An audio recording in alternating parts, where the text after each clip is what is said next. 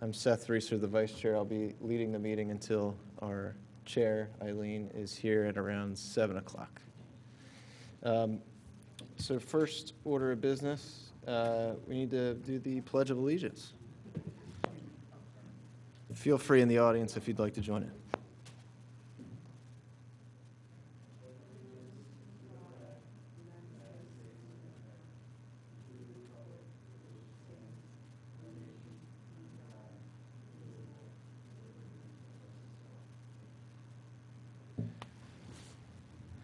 Okay. Item number 3 on the agenda. So the meeting minutes for August 18th. Does anyone on the commission have any questions, comments, concerns of note?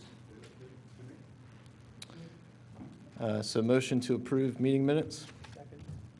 All in favor? Aye. All right, thank you. Item number 4 on the agenda, the consent agenda. So this is a rolling list, just for the record, of Trish, a couple months prior until now. And this is in chronological order. So the last few would be the most recent. So is there anything noteworthy to go over on the most recent ones? No, I mean, there were 4 applications this month, and we have 2 coming to us tonight, and 2 were checked by from James and I, our site visits. So. Sounds good. Anyone else? Good. All right. Motion to approve the consent agenda. Can I have a second? All in favor? Aye. All right. Item number 5, so new grading permits. The way this will work, we'll call you up. Whoever is representing the property will have you run through plans and the projects, and we'll be reviewing and making sure certain things are checked off. So the first address that we have on the list is 912 Coopertown Road. Do we have somebody from that address here? Hello, hello.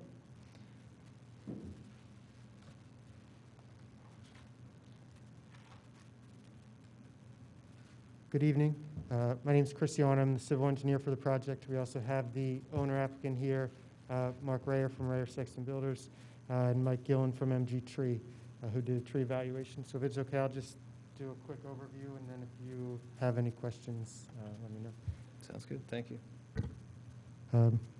So this is a vacant property on Coopertown Road. There was actually 3 lots. It's 912, 926, and 930. You've already seen 926 and 930 and been approved for new houses. And so we're now doing this 3rd one. You know, this property was in neglect for a while, so there's a lot of dead or diseased trees on this lot. And so we've designated those with a symbol that has like a diamond around it and an X. Those are the ones that are, dead, diseased, or dying. And then the others that we're removing for construction are shown with just the red X. We do have the list of all the removals here on the bottom of the middle of this sheet. The ones that were hazardous, the additional ones to be removed, the replacement tree formula, and so we needed 7 replacement trees. This is the site plan showing the new house driveway, which is a connection off of the existing potential future pool. We show stormwater management grading. We did submit for the grading permit. We got a review, made some revisions, and I think have 2 minor revisions to finish to address the township engineer's comments. We do show 2 sycamore replacement trees in the front to basically act as street trees. We show a few arborvitae in the back, and then a couple other large oak shade trees on the side. That's the grading utility plan. And then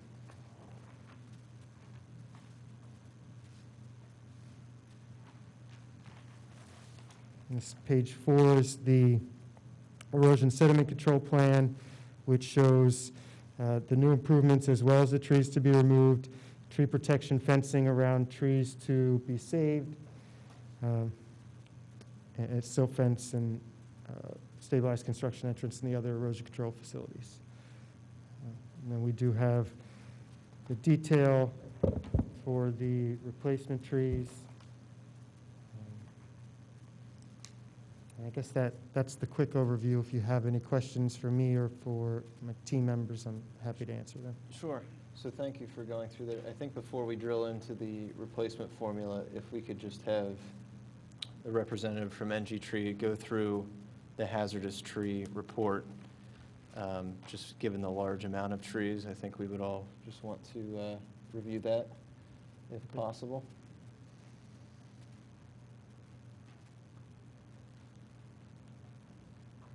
How's it going? I'm Mike Gillen from MG Tree.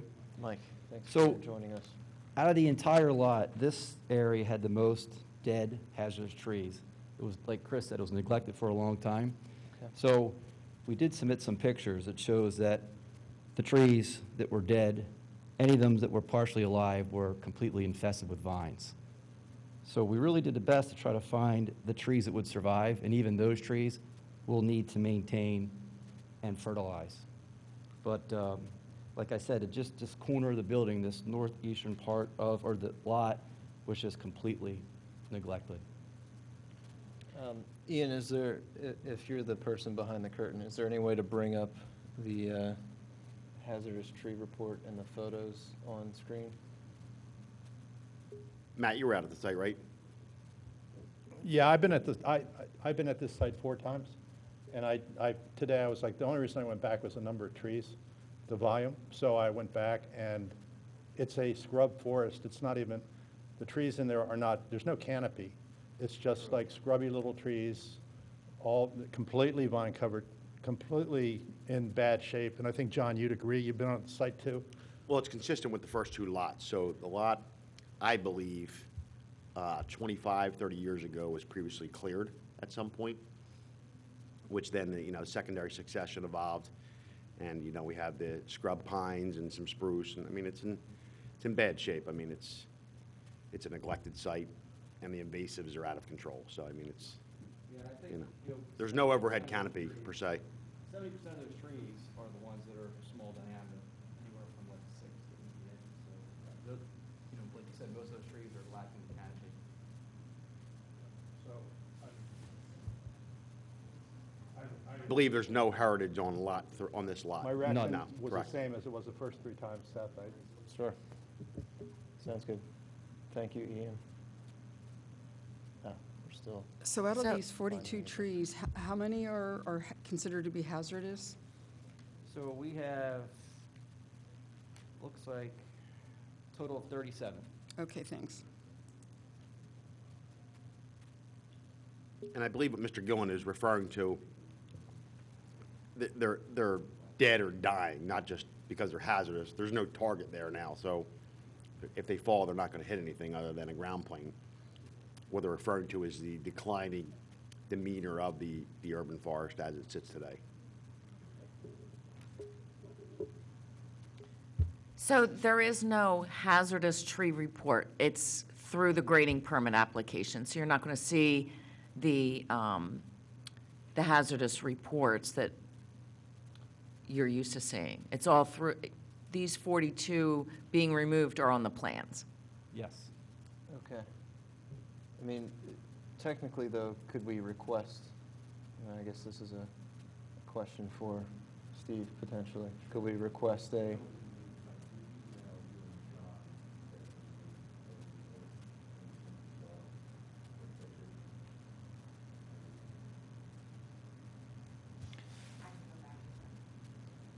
So there was a report that kind of includes the whole scope of the lot.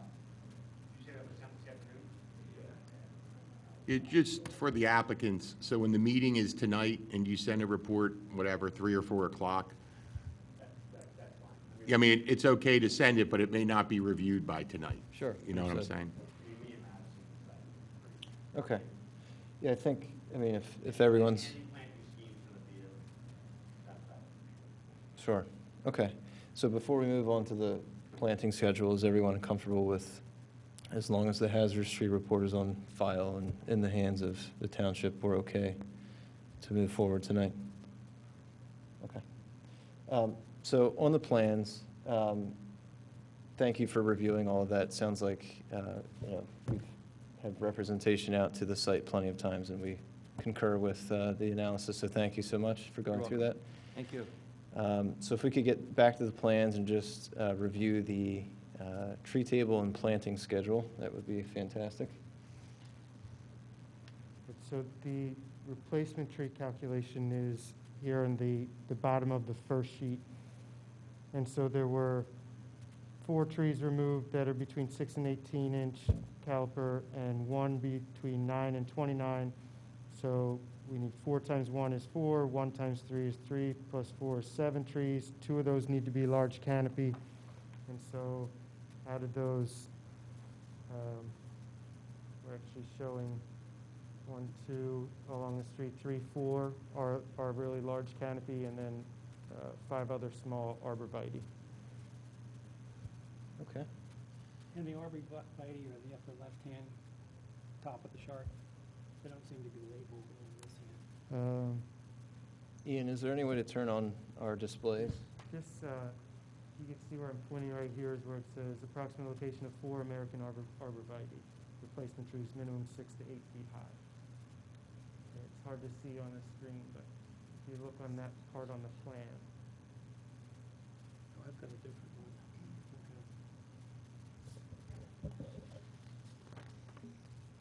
Chris, I don't remember. Is there overhead utilities along the street? On the opposite side? Is there any way that we could, not to throw a monkey wrench, beef up our streetscape by putting some of those trees out along the streetscape between the driveways? Absolutely, we can definitely do that. We probably would add some more stuff. There is a house existing out. Correct. That's what we Yeah, no, totally concur with the buffering. If we just could add a few, just flip-flop, I'm not asking you to add an extra, but if you could, flip-flop and put some trees along the streetscape, that'd be appreciated. Okay. Do you still want to see that email with the pictures? No, I think we're good, Trish, Okay. but thank you.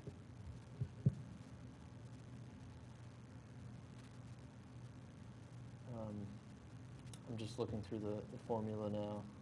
Could you one more time just go through the replacement tree species that are being proposed? The replacement trees that are proposed, these along the street are both indicated sycamores. And then these 2 on the property line are white oak, and then these 5 are arborvitae. Okay.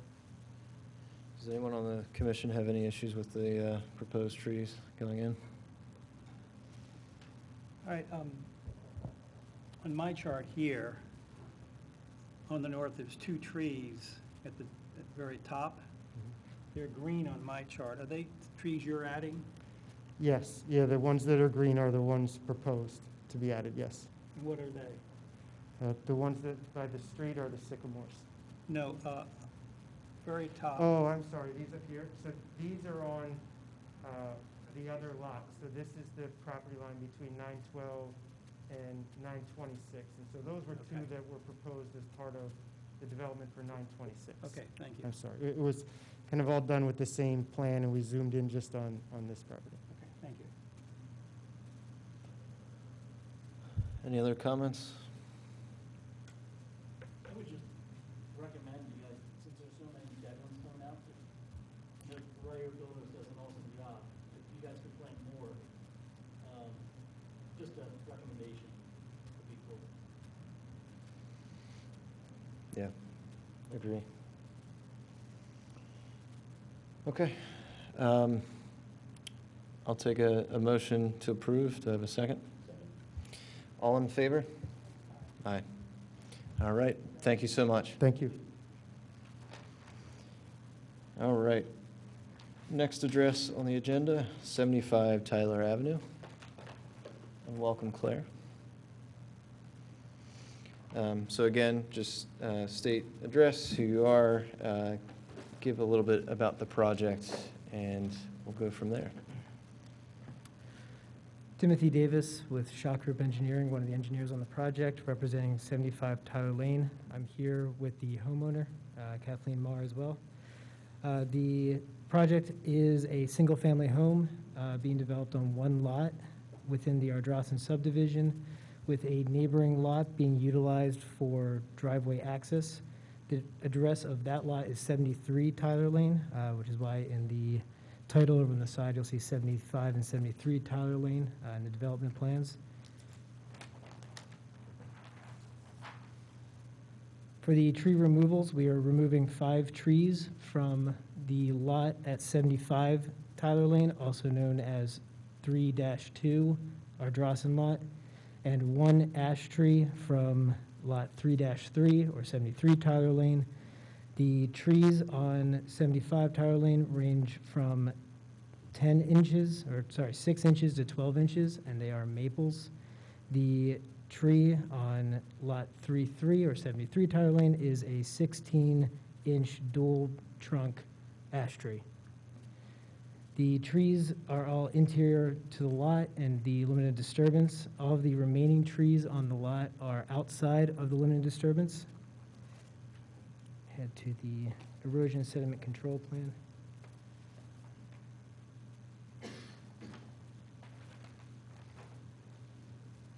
This plan also shows the trees to be removed in red X's on the plan as well. And we show the tree protection detail on there, along with the tree placement, as well as the care of existing trees guidance to fertilize and any roots that are encountered during the construction to be pruned properly, as well as the any fertilization necessary around the perimeter of the limited disturbance. Can you show us your egress for the construction?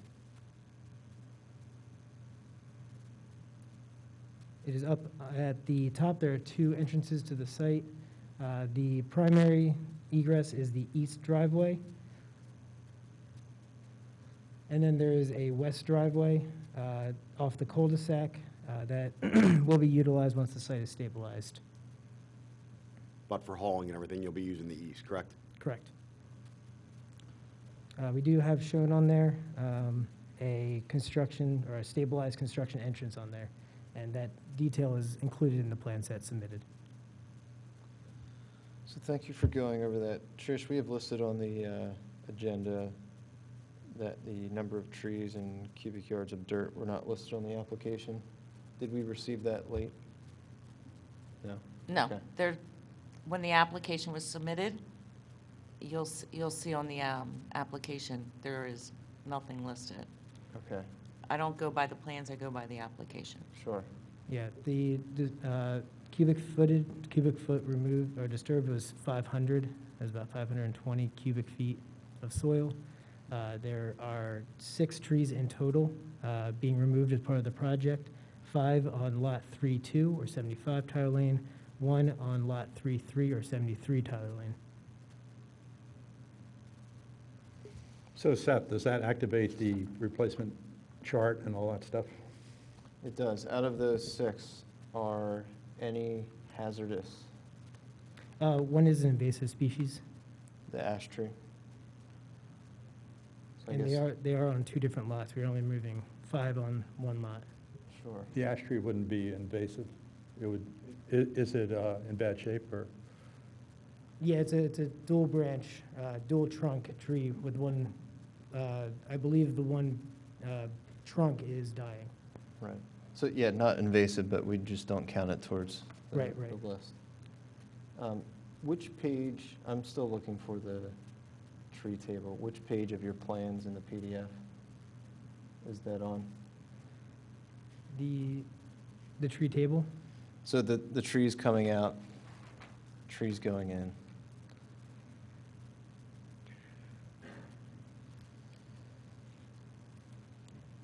It's either 3 or 5. I do not have that information offhand. That's okay. We also do have a landscape architect that is putting together the plans for that as well. Okay. I guess though technically, because we're not over the limit, we don't necessarily need to see that specifically. It's more of a nice to have in this case. We do request, of course, that you plant according to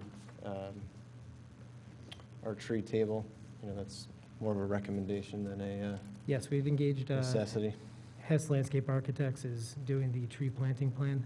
I know that currently they have 8 large deciduous trees planned for the site, and several more planned as part of the landscape plan that's under development currently. Okay.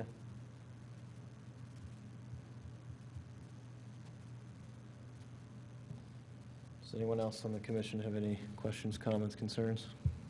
Does that mean they come back to us with their landscape plan or not?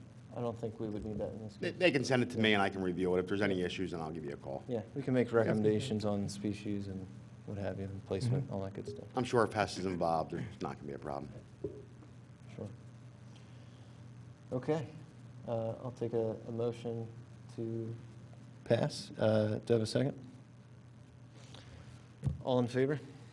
Aye. All right, thank you so much, appreciate it. Thank you. All right, perfect timing. We have our fearless leader in the house. So I'll continue through item number 6 here, and then once we get to the star of the night, we'll hand it over to Eileen. Okay. So item number 6, tree removal without approval or clearing permits, 792 Woodley Road.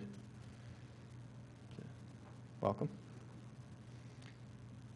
So if you could just state your name, address, and the situation. My name's Alexandra Vitale, address 792 Woodley Road, and I apologize, I didn't know I needed to do this beforehand. Our property backs right up to the village, and with the village being sold, we don't know what's going to be being built there, so we had a lot of tiny, narrow little trees that are covered in vines and then brush, I guess you'd just say. Mm-hmm. So we figured in anticipation that we'd like to plant some new things before things go crazy over there and construction starts. So what I kind of put together, which hopefully you have a copy of, is just what we removed and measured. A lot of them were infested. I did include some pictures of the ones we kept, and you can see how covered in vines those were, and these are the best, just to give you a sense of how bad the other ones were. And then there's a beautiful maple there that there was a tree, you can kind of see right behind it, that was very close to it. We wanted to give it some room to breathe. And then I was able to show it, what they hadn't cleared away, one of the trunks, like you could see there in the photograph, that it was dying. Okay. So I put down just a little circle showing where the trees are keeping, and then the diameters and the types of the ones that were removed, and then the plan to add 11 more. Okay. Knowing that you're not an expert, but out of the 11, how many of those would you classify were kind of in distress? All of them? Okay. That's why we kept all the ones that were good. So when you look at that photograph, anything that was in a good shape, because we obviously love the trees. A few questions first. Has your contractor become registered with the township yet? Because as of today, he has not. Yes, I know, and I just talked with him tonight, and Yep. he just has now an arborist, so he'll be printing Okay. and everything. So that needs to be done immediately before Yeah, anything. he'll be doing that tomorrow morning. I just talked. Yeah. Secondly, I asked for a computation of all the trees that were removed, inches. That has not been provided to date. No, I turned that in a week ago on the 15th. That's what I'm referring to. I don't think it was the inch with the calculations. Here, here, I can. I do see, John, page 2. Receive it if it, Okay. If I can bring it. Yes, that's it, yes. So it's on the next page of that. Okay. There. Not, yeah, that's it. For some reason, you can't see the property lines on the copy, but. Thank you, Ian. Okay, so if we look at this list and compare it to our tree replacement formula, because right now, we kind of have to classify all of these as not necessarily hazardous without the hazardous tree report from the contractor of which still needs to be registered. So bear with me while I just quick do the math here. And then if anyone else has any questions, comments, concerns in the meantime. That's what I was requesting, Seth, was the computation's already completed so that we could see on Right. an actual landscape plan. I see what you mean. So more than just the list. Yeah, so what that means is we have a specific tree replacement formula. So Okay. depending on the diameter at breast height tree, there's a certain amount of trees to replace. It's not necessarily a one-to-one. So I think that's the main concern here. And this diameter is probably, this is at the base, so I think it gets narrower as it goes up. So if you take this is measuring, well, all I could do at that point was just go out and measure what was there. So, yeah, I would. Do you have any pre-removal pictures or anything like that that you could share with us? I mean, just like a personal photo probably or something that Yeah, just so the commission can see. I Yeah, mean, as I said- not pointing the finger at you, but everybody Yeah. that cuts down a tree says the tree was dead. And obviously obviously we're left with No, the it stump. was more and- like covered in vines and just Sure. like if you look at here, can you turn it to the Because last I mean, if page? you pull up Google Earth today and you look at last summer, the Yeah. one tree that you're stating was an apple was actually a large flowering cherry. And I mean, it was in pretty decent shape. This tree here? This Correct. one? That's the one we're trying to keep, that's the one we wanted to. No, it isn't that tree on the left. It was one of the ones you removed. Cherry? It was a cherry. Yep. I had a crabapple that was dying. There was no cherries. Yeah, the crabapple was actually a cherry. Okay, well, that Yep. one I actually wanted to keep, and when he got close to it, and it was the one that was close there, and he, yeah. Okay, sorry, there we go. Okay, so this, there was one right behind here, which is what I was told was a crabapple, and we were trying to keep it. I wanted to keep it, and so we removed all the kind of vines and stuff like that around it. And then halfway through, he's like, it's so dead, we couldn't keep it, because I was hoping to actually keep that, I was behind that. But this is what, they were like this, but worse, what the trees, so you can see that's very skinny, and they're covered in vines, and as I said, these were the best, majority of what was taken down there.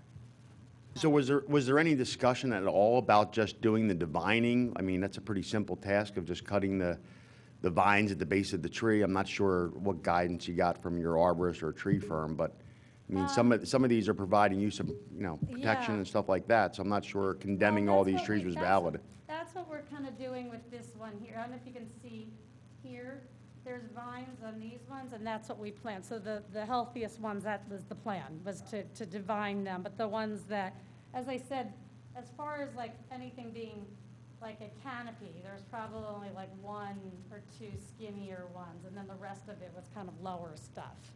In reality, these trees weren't really dead. They were just vine covered and Were not doing well. They were distressed, is what I would say. Mr. Reeser or Madam Chair, may I make a suggestion?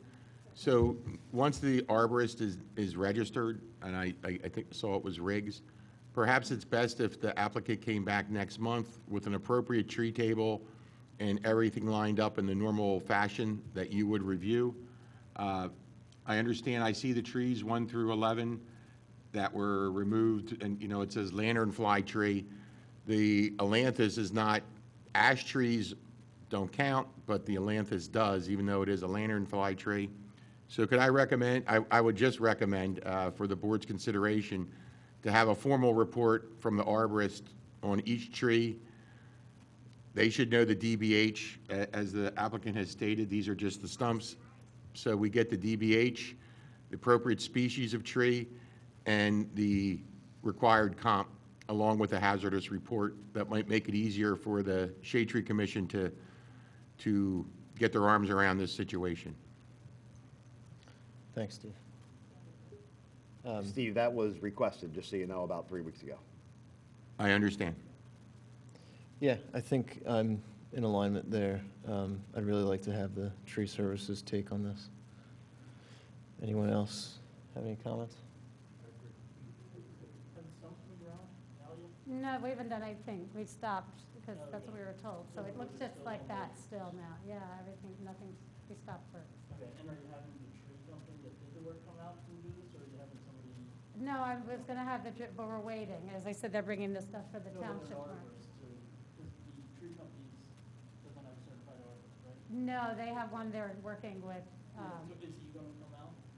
He actually just left for Germany, so he's not back until the 6th of October, but he can come out if need be. Okay. I thought this was all, I was under the impression that I could have this, I'm sorry, I thought that writing down. Can I see the list again, if you mind? Oh, list of, sure, yeah, what I hear.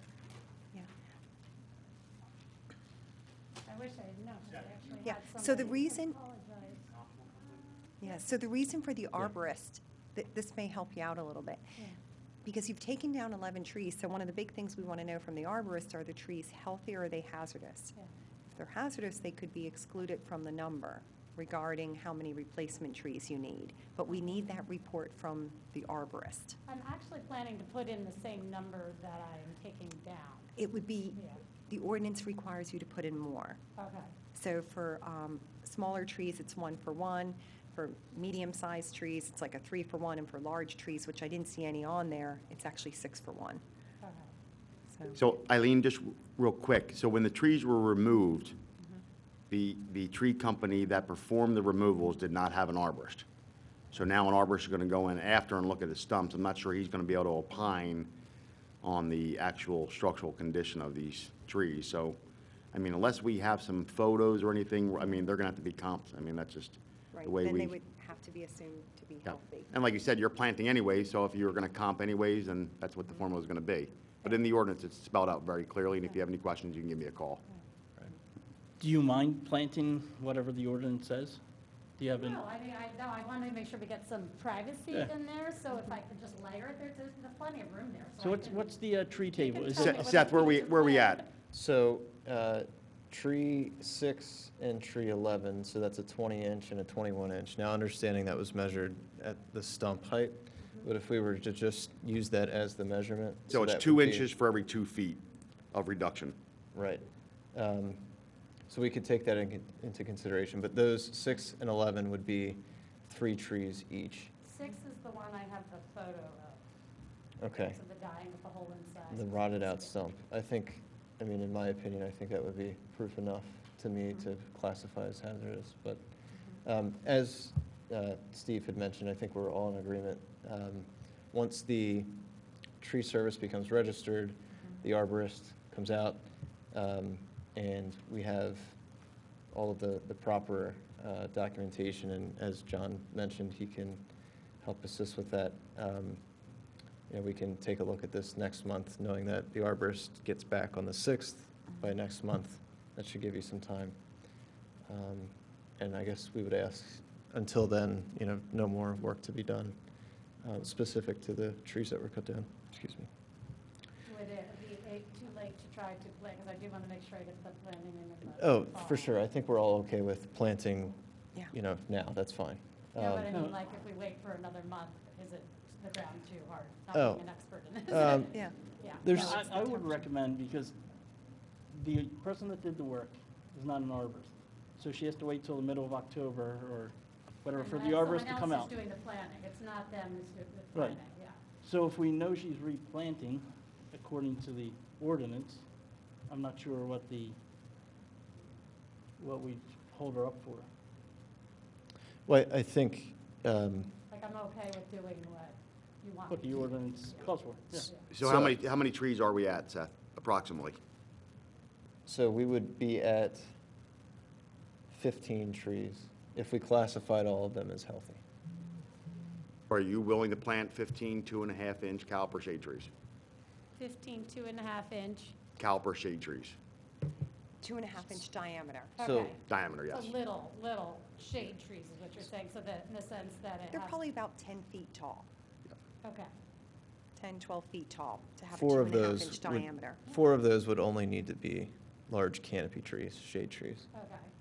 Yeah, The- that's fine. Yeah, I could mix it in the 4, as you can see, that between the tall ones that are there, and then do the more privacy in front. Yeah. Okay. Yeah, so as, to answer your original question of when's too late to plant trees, you still have time. I don't know, if John, you want to make a? So for evergreens, I mean, the stop date should be, especially if you're using cryptomeria, I would no longer than like the 30th of October. because, you know, they're just going to get decimated in the wintertime. Yeah. And then for deciduous trees, you can plant throughout the entire season, Okay. all the way up until ground freeze. So,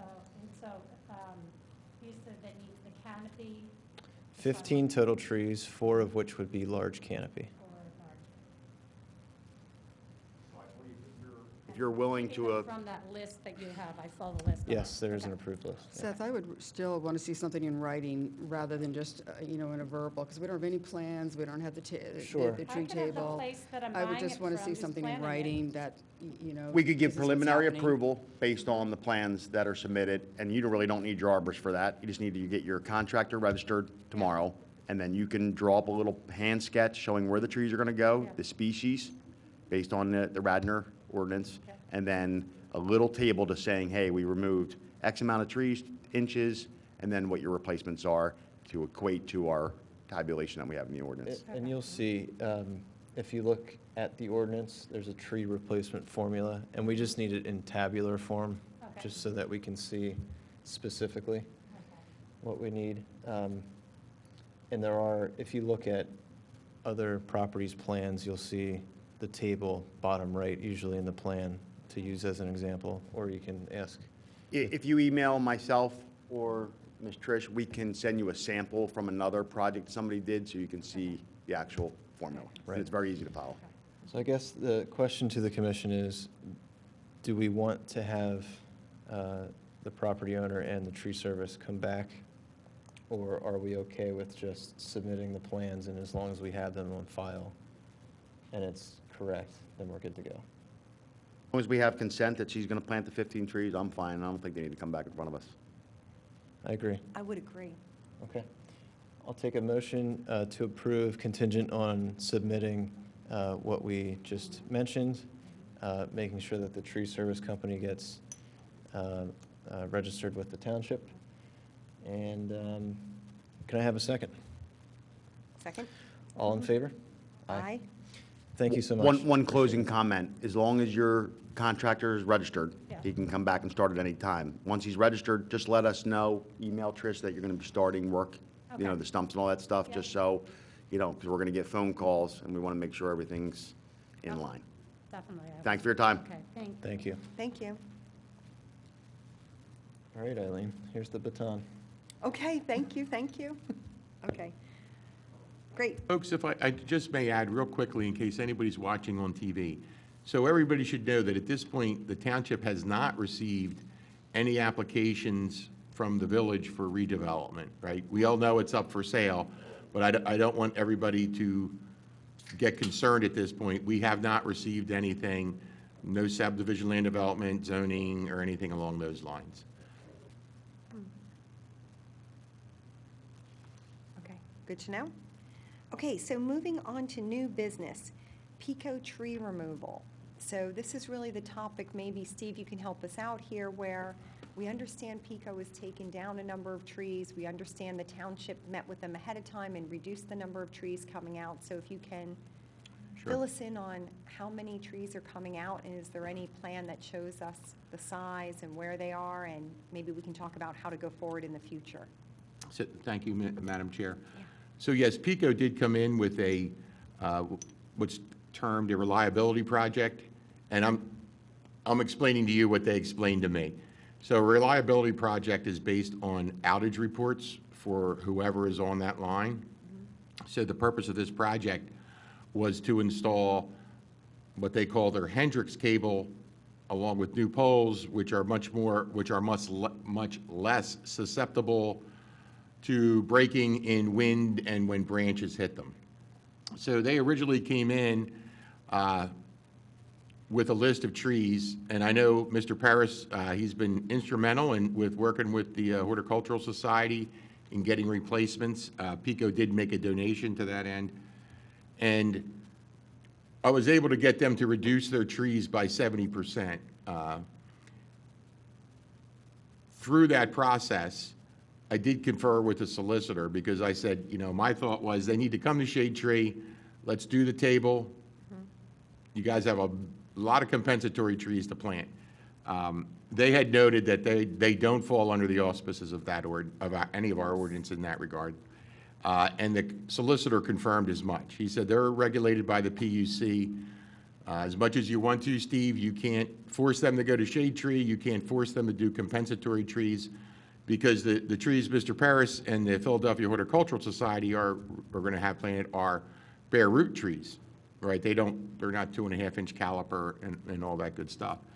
So PICO is very amenable to working with us to reduce trees. And just so everybody knows, whether it be a township project or a PICO project or a developer, staff is always asking them to try to limit or reduce the amount of trees they remove, right? And with a developer, I ask that when we first meet.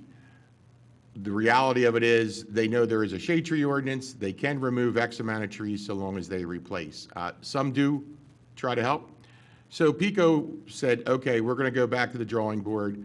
And this was over a period of months, actually, of me reviewing and saying, you guys got to do better.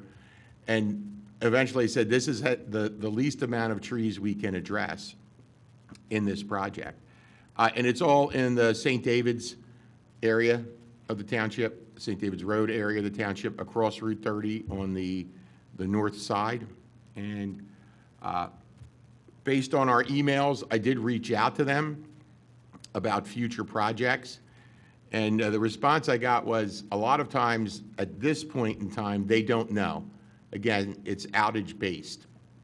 They did say they feel there's a couple coming up in 2022. I don't know the areas. I asked them to reach out very early in the process as their engineers were designing, because, again, in speaking with the solicitor, those poles have to go within the right of way. They're not going to put them, quote, on the private property of a resident. So it is a somewhat linear project.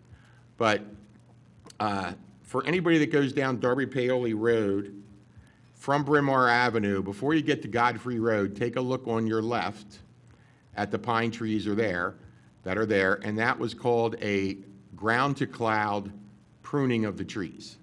So basically you have these huge conifers with no branches on one side, and there's about 8 of them. And this happened about 4 or 5 years ago. Brought the same thing up, and I was told, really we have no authority in that respect. So the bottom line is PICO is very much willing to work with us on these items, but they're, again, in a very nice way, they're not going to be bound by they're not required to be bound by our ordinance, nor were they willing to plant the required compensatory trees per our ordinance.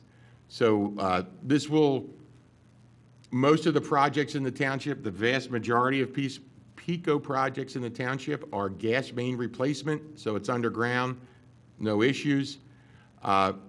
Again, this is outage-based. Unfortunately, if you think about it, the newer developments, 70s, 80s, 90s, and above, most of their utilities are underground. Electric, gas, cable, everything. In the older developments, that's where the telephone poles are, that's where the wires are, and since they're older developments, oftentimes there's more mature trees. So there's a bigger chance for conflict, if you will. But so they did tell me there's some possible projects coming up in 2022. I don't even believe they've been designed or anywhere near being designed. And I asked them to let the township know as soon as possible. As I said, actually, before design is completed, if you could let us know while it's ongoing so we could see what the tree impact is, how it can be reduced, and how they could work with us. And again, they were amenable to working with us. They did reduce the tree removal quite a bit. They went to a lot more pruning, which is what I asked. So the bottom line is PICO does not fall under the shade tree ordinance. We have no ability to change that. After speaking with the arborist many times over the years about the way the trees are pruned. Steve, can I interrupt you? Sure. I think we can cut to the chase here. So I think the request is, we understand PICO doesn't fall under the shade tree ordinance. The request is that the township is required to inform the shade tree committee of projects. So the request is, can you simply inform us of the project before it occurs? And I think it's wonderful that you were able to reduce the amount of trees going down by 70%. Perhaps even if we involve this committee, maybe it could go down by 80%. So it's just the request, can we be informed? And then can we be knowledgeable of the trees, the locations, and what's coming down? So we're not reactive. Sure, so when they come in, I will inform the committee. However, what you want to do with that information is fine. Okay. So Any Eileen, questions? this may be my fault, but I was informed that these trees were coming down and worked with PHS to walk the streets, find replacements, and that's what happened. I did not inform this commission that that was happening, so that's my fault, that's on me. No, I don't think so, because the request, there's an addendum in the ordinance that the Board of Commissioners purposefully placed in the ordinance that the township, after the 476 Gateway incident, is required to inform this committee of any township plans. And I think, Steve, you and your team This is have not a done- township plan, let's be clear. Yeah, but you and your team, I think, have done a good job in presenting that, and following that. So I think the request going forward is, PICO informs you, you have conversations with them. Can you simply just bring it to this committee so we can all hear about it just at one of our monthly meetings? That's not a problem. I'll submit Perfect. something for each meet, whenever that comes through, I'll submit. But again, just to be clear, it's not a township project. Okay, duly noted. Any other questions? I just had a clarification question. How does PICO make the decision on whether or not to take it down versus pruning? Do they have a clear-cut definition on when So and how? I was getting to that point previously. So there's a way, an arboriculturally proper way to prune a tree that James would do. PICO is not required to do that. Their pruning requirements fall under the PUC, which involves a specific amount horizontally and vertically below the line. So what I asked them, and it's a double-edged sword, because the remaining tree isn't always either the greatest looking or healthiest, but it does get to remain. But how did you convince them to, instead of taking it down, just to prune? I mean, what's their criteria for changing? I was persistent. That's about the best I can tell you. That All right, you're a good negotiator. That was the criteria. That's about the best I have. All right, thanks. Other questions or comments? Yeah, James? I think, Steve, you did a good job there by trying to getting it down. But this has been going on for years and years and years, and I don't know who runs the PUC or who looks over them, but if people want to make a change, they should probably go to State Senate, write somebody. If everybody did that, maybe somebody higher than the PUC could do something. Because we're not going to be able to do anything unless everybody comes together. I don't know. I mean, if the township can negotiate, if it's not hard written and you can take it down by 70% of the trees, maybe we could at least maybe potentially take it down to 80%, or maybe we could inform the public before it happens that, so there's awareness and so that people aren't reactive. And maybe even, like, let's say, for instance, this happens to be the St. David's area, maybe we could target them for our spring planting. Or if we knew ahead of time, we could have targeted them for like a 2020 planting. So I just think there's ways we could help the community instead of people calling up and complaining. I wouldn't complain. No, not you, but residents who are surprised by all these trees coming down have, voiced their opinion. And so one of our things that we want to do is just educate the public and work better with the community. So the more we know, the more we can be proactive instead of reactive. So just to add, lastly, so everybody whose property was affected received a letter from PICO.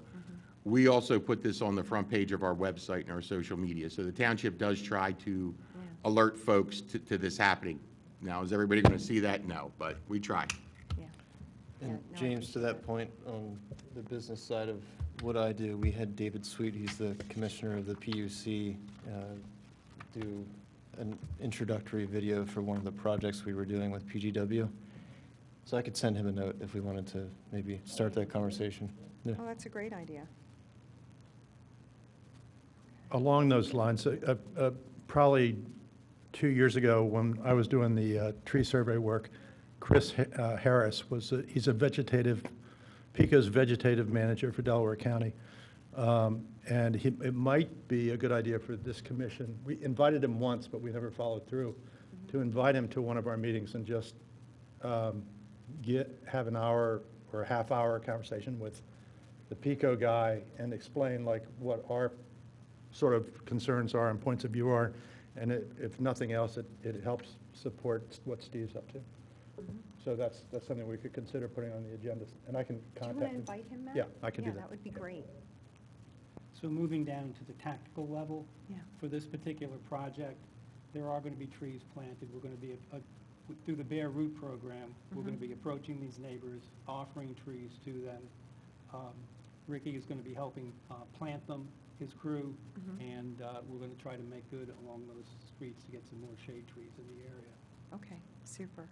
And I assume some small canopy trees, since they'll be under wires, they're replacing trees? Yeah, that were- they're primarily American hornbeams, unfortunately, red buds, I can't read my handwriting, those types of... Can you put your mic on, pal? Beg Your pardon? mic. It's on. Oh, it's It's on? He needs to talk Okay, into I'll it. use my manly voice, okay? Just, So there are going to be small canopy trees that would be going under the lines. Okay, that's great. And thanks for your work there, Frank. Yeah. Yeah, that's the tree grant, Frank, that you're talking about, the PHS tree grant? These trees are being financed through PECO. It's a little bit of smoke and mirrors. They've made a donation to the Pennsylvania Horticultural Society. And in addition to the trees that we requested for our Bare Root program, we're going to be getting 10 free ones, that are going to be applied to, St. David's Avenue, Shimoni, Belrose, and Glen Mary. Okay. Great work, Frank. Super. Any other comments on the PECO topic before we leave this? Okay, great, thanks, everybody. Radnor Trail trees. Steve, is that your topic? That would be... It's my Okay, colleagues. go ahead. We performed a risk study probably 4 years ago, which concluded the removal of, I think, 23 trees. Those trees were not removed during that time period, so they've accumulated over the last couple of years, and we're at a total of, what, 75 trees now, which mostly are all ash. So we have dead ash trees throughout the trail. Some of these sit in low-lying areas off the trail, but are within striking distance. So most of them are ash. That's, predominantly the species we're removing. Yep. Okay, so you're just informing us that you're taking out 75 trees, the majority are ash and the others are hazardous, is that right? That is correct. I think it's like 85% or something is ash. Okay. Yep. And some of these trees have already previously failed. And this plan is not happening yet. It still has to go out to bid. And when is that going out to bid, Rick? First, we had to go before your commission, and then after you guys approve it, then we have to go before the commissioners. And once we get permission from them, then it'll go out to bid. So the next meeting for the commissioners is in October. I believe it's the 18th or 13th is the date. And once they give us approval, then we'll put the bid together and the language in it. Because as the next part mentions, the next part we're going to drop down to, there's also other trees that we have around the township that are going to be put into the bid. So the bike trail was just 80. And like John had mentioned, we started this a while ago, and we've been getting plenty of residents calling, looking at these trees. So I've been up there, I don't know how many times.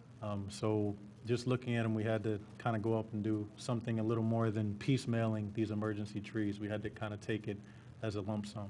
This is accumulation of 4 years since the EAB has hit the trail.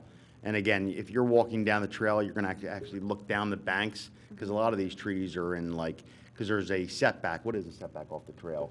50 feet off the center line. So a lot of these trees aren't visible from the actual trail. You actually have to walk down into the woods a little bit and you'll see. But if those trees were to fail, they're going to strike a neighboring property or they're going to hit the trail. So you'll be able to see them. They're all dead at the top. Very clear and precise.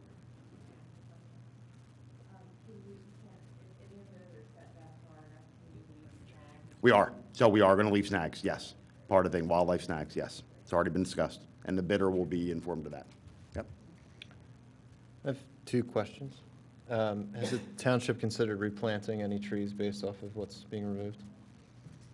So unfortunately, it's the one area or park per se in the township that really cannot accommodate a lot more trees because it's a narrow path. And there's a center line macadam hardtop path, and then there's a gravel road to either the right or left, which is used for emergency access. And then you have a very narrow strip that's about 2 to 3 feet in some areas, and it's wood line from there in. It's one of those parks that I'd like to see not tree planting occur. I'd like to see more tree management, such as divining along the wood lines, adding more snags, wildlife habitat. It's not a place that really can accommodate a lot more tree planting, unfortunately. And, Okay. yep. And then second note or comment, I think it would be in everyone's best interest if prior to removal, get some sort of signage up on the trail saying, this is about to happen. Just like what was done with the trail extension. Yeah. And maybe a couple, work with Molly and do a couple posts and just show some actual pictures of the dead trees so people can put it into context.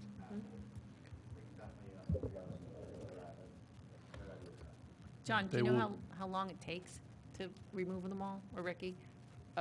Estimating, how long will it take to remove 80 trees along a trail?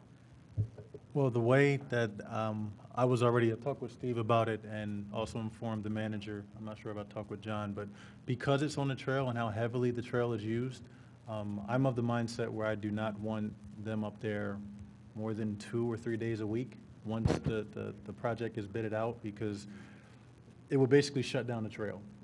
So I'm not of the mindset where I want that to happen. I would like them to be up there for maybe a day, take a day off. If one team is awarded the bid, they can go to some other locations and then maybe come back to the trail another day. That way the residents aren't in shock from having the trail shut down that long. So how long would it take depends on the weather and how fast they can move. And honestly, the biggest concern for me is safety. So I don't plan on putting a time limit when it comes to that, just because of so many things that are close to people's homes and just being safe. So will you close off sections of the trail, so it'll be, okay. Yes, we're, There'll be a turnaround, so you'll get to the cones and then it's up and turn around and go back. Okay, Yeah, so there'll it be- won't be completely closed the whole, yeah, no, it's just a section where they're working. There'll be flagmen up there, but people will not be able to go where they're working. In some cases, they're gonna need a crane. Some of those trees are pretty massive, so people, for safety of them and safety for the residents, they will not be allowed to be walking past this operation once it starts. Most of these ashes are so dead, they can't even be climbed anymore. It's either through a crane or a bucket truck, or just, free fall into the woods, so. Any other questions? Okay. And then I assume at some point, those trees, they'll be put on the hazardous tree list, that they're coming down and being removed? Okay. Yeah. Yeah. No, but I appreciate being informed up front, so that's really helpful. Thank you. Any other questions? Okay, great. Thank you. Okay, so I skipped over 8, but now we can come back to that ordinance update. So that's one of our goals for this year. So if we're ready, we'll dive into that. So everybody has a lovely Excel spreadsheet. It's got lots of colors on it. So basically, this is our so-called term sheet that basically just takes the ordinance, breaks it down into like the key items. And what I proposed is that we go over what's new since last time, which would be the comments in blue, which is from the sub-meeting that Seth, Ginny, and I had before this meeting and after our last meeting last month. And then we could also review the community comments, which would be those in purple, which Gretchen has made, who's here, which is on behalf of the Conservancy. And then at the end, we can listen to public comment, because I assume perhaps that's why you folks are here, is because we're talking about the ordinance. Okay? And, as a proposal, so we have 2 ways we could go. We could either discuss each item, take a vote on it, and just go by the majority, or we could discuss each item. If we align, great, and if not, we take a vote next meeting and everybody has a chance to sleep on it. So I don't know if there's a preference. You want to sleep on it? I would rather vote next time. That's fine. That's fine. So we'll make this a discussion meeting unless there's something that we can quickly align on, and then we'll keep anything that's open for a vote next meeting. That sounds good. Okay, great. Okay, so let me see. I'm going to pull up my Excel here so I can make edits, so one moment. Okay. Okay. So I'll go to the key items to discuss. So the intent, we aligned on changing the mission. To me, the suggestion by the Conservancy is that it includes the parks. I always assumed the parks were included in our jurisdiction of the Shade Tree Committee. Any issue there? No? Okay. Let's see. The first blue item, if I go to, is the hazardous tree. We're suggesting, Ginny, Seth and I, that we improve the definition of a hazardous tree versus a tree in decline. Because the hazardous tree typically is what we're required to file a report on. Typically, we don't include that in the count, but an in decline tree would be included in the count. So is everyone in favor of shoring up that definition? I see John shaking his head, so that sounds good because you most likely will help us with that definition. Okay. The next one is the tree canopy impact formula. So this was a suggestion Frank had made. And what Ginny, Seth, and I thought is instead of making the formula about the tree canopy, that instead we limit the number of heritage trees that can come down in any developer or township project to not exceed more than 10%. And for medium-sized trees, not more than 20%. And the reason we did that is we thought the tree canopy is really hard to measure. We love the idea and the intent, measure the tree canopy before and after and put a limit on that, but we thought that could be highly subjective. So we thought maybe it's easier and we could get the same goal if we do it by the number of heritage trees. So can I respond to that? Mm-hmm. My perspective was the tree canopy was easy to measure because we have this itree.org tool. Mm-hmm. During commission meetings, when we were on Zoom, could calculate the tree canopy of that place up on Eastern University, Fenimore Woods, while we were on the call, with an error of like plus or minus 5%. So will the tool do the calculation? Pardon me? Will the tool do the calculation? Yeah. Okay. It's a pretty cool tool. Okay. And it would give us the focus, from my perspective, would give us the focus on canopy is important. Yeah. As opposed, and heritage trees are important too. Right. And I have no problem with the wording that you guys came up with. I just wanted to say that you can measure the canopy. It does give us an emphasis on canopy. Mm-hmm. So I think you should still consider using the canopy measurement. Okay. And then can you also, when it measures... I'm going to start a consulting company where I can measure canopy for all these developers Wonderful. and get rich. I like it. Wonderful. Can I get it on the ground floor? Frank? Absolutely. Thank you. I do like the idea, and I think some of the comments that we spoke to on Sunday was the timeliness of the imagery that's available, I think, is a concern, and the subjectiveness is a bit... Subjectiveness of what? More so the plus or minus 5% error rate, plus also looking top down, there might be, I understand there's a sense of accuracy that's available to this, but I think I'm just picturing having a shade tree percentage conversation with residents or businesses and just the arbitrariness of it. So I think at the end of the day, I think what really drives the canopy is making sure that we have stated in our ordinance in the replacement formula, making sure we have shade trees as a part of the replacement formula, and also the proposed percentage based of the total count on the property. I think we'll kind of do the same thing at the end of the day. And it's a little bit more one-to-one and physical. But I do, I'm a nerd, and I appreciate the canopy measurement for sure.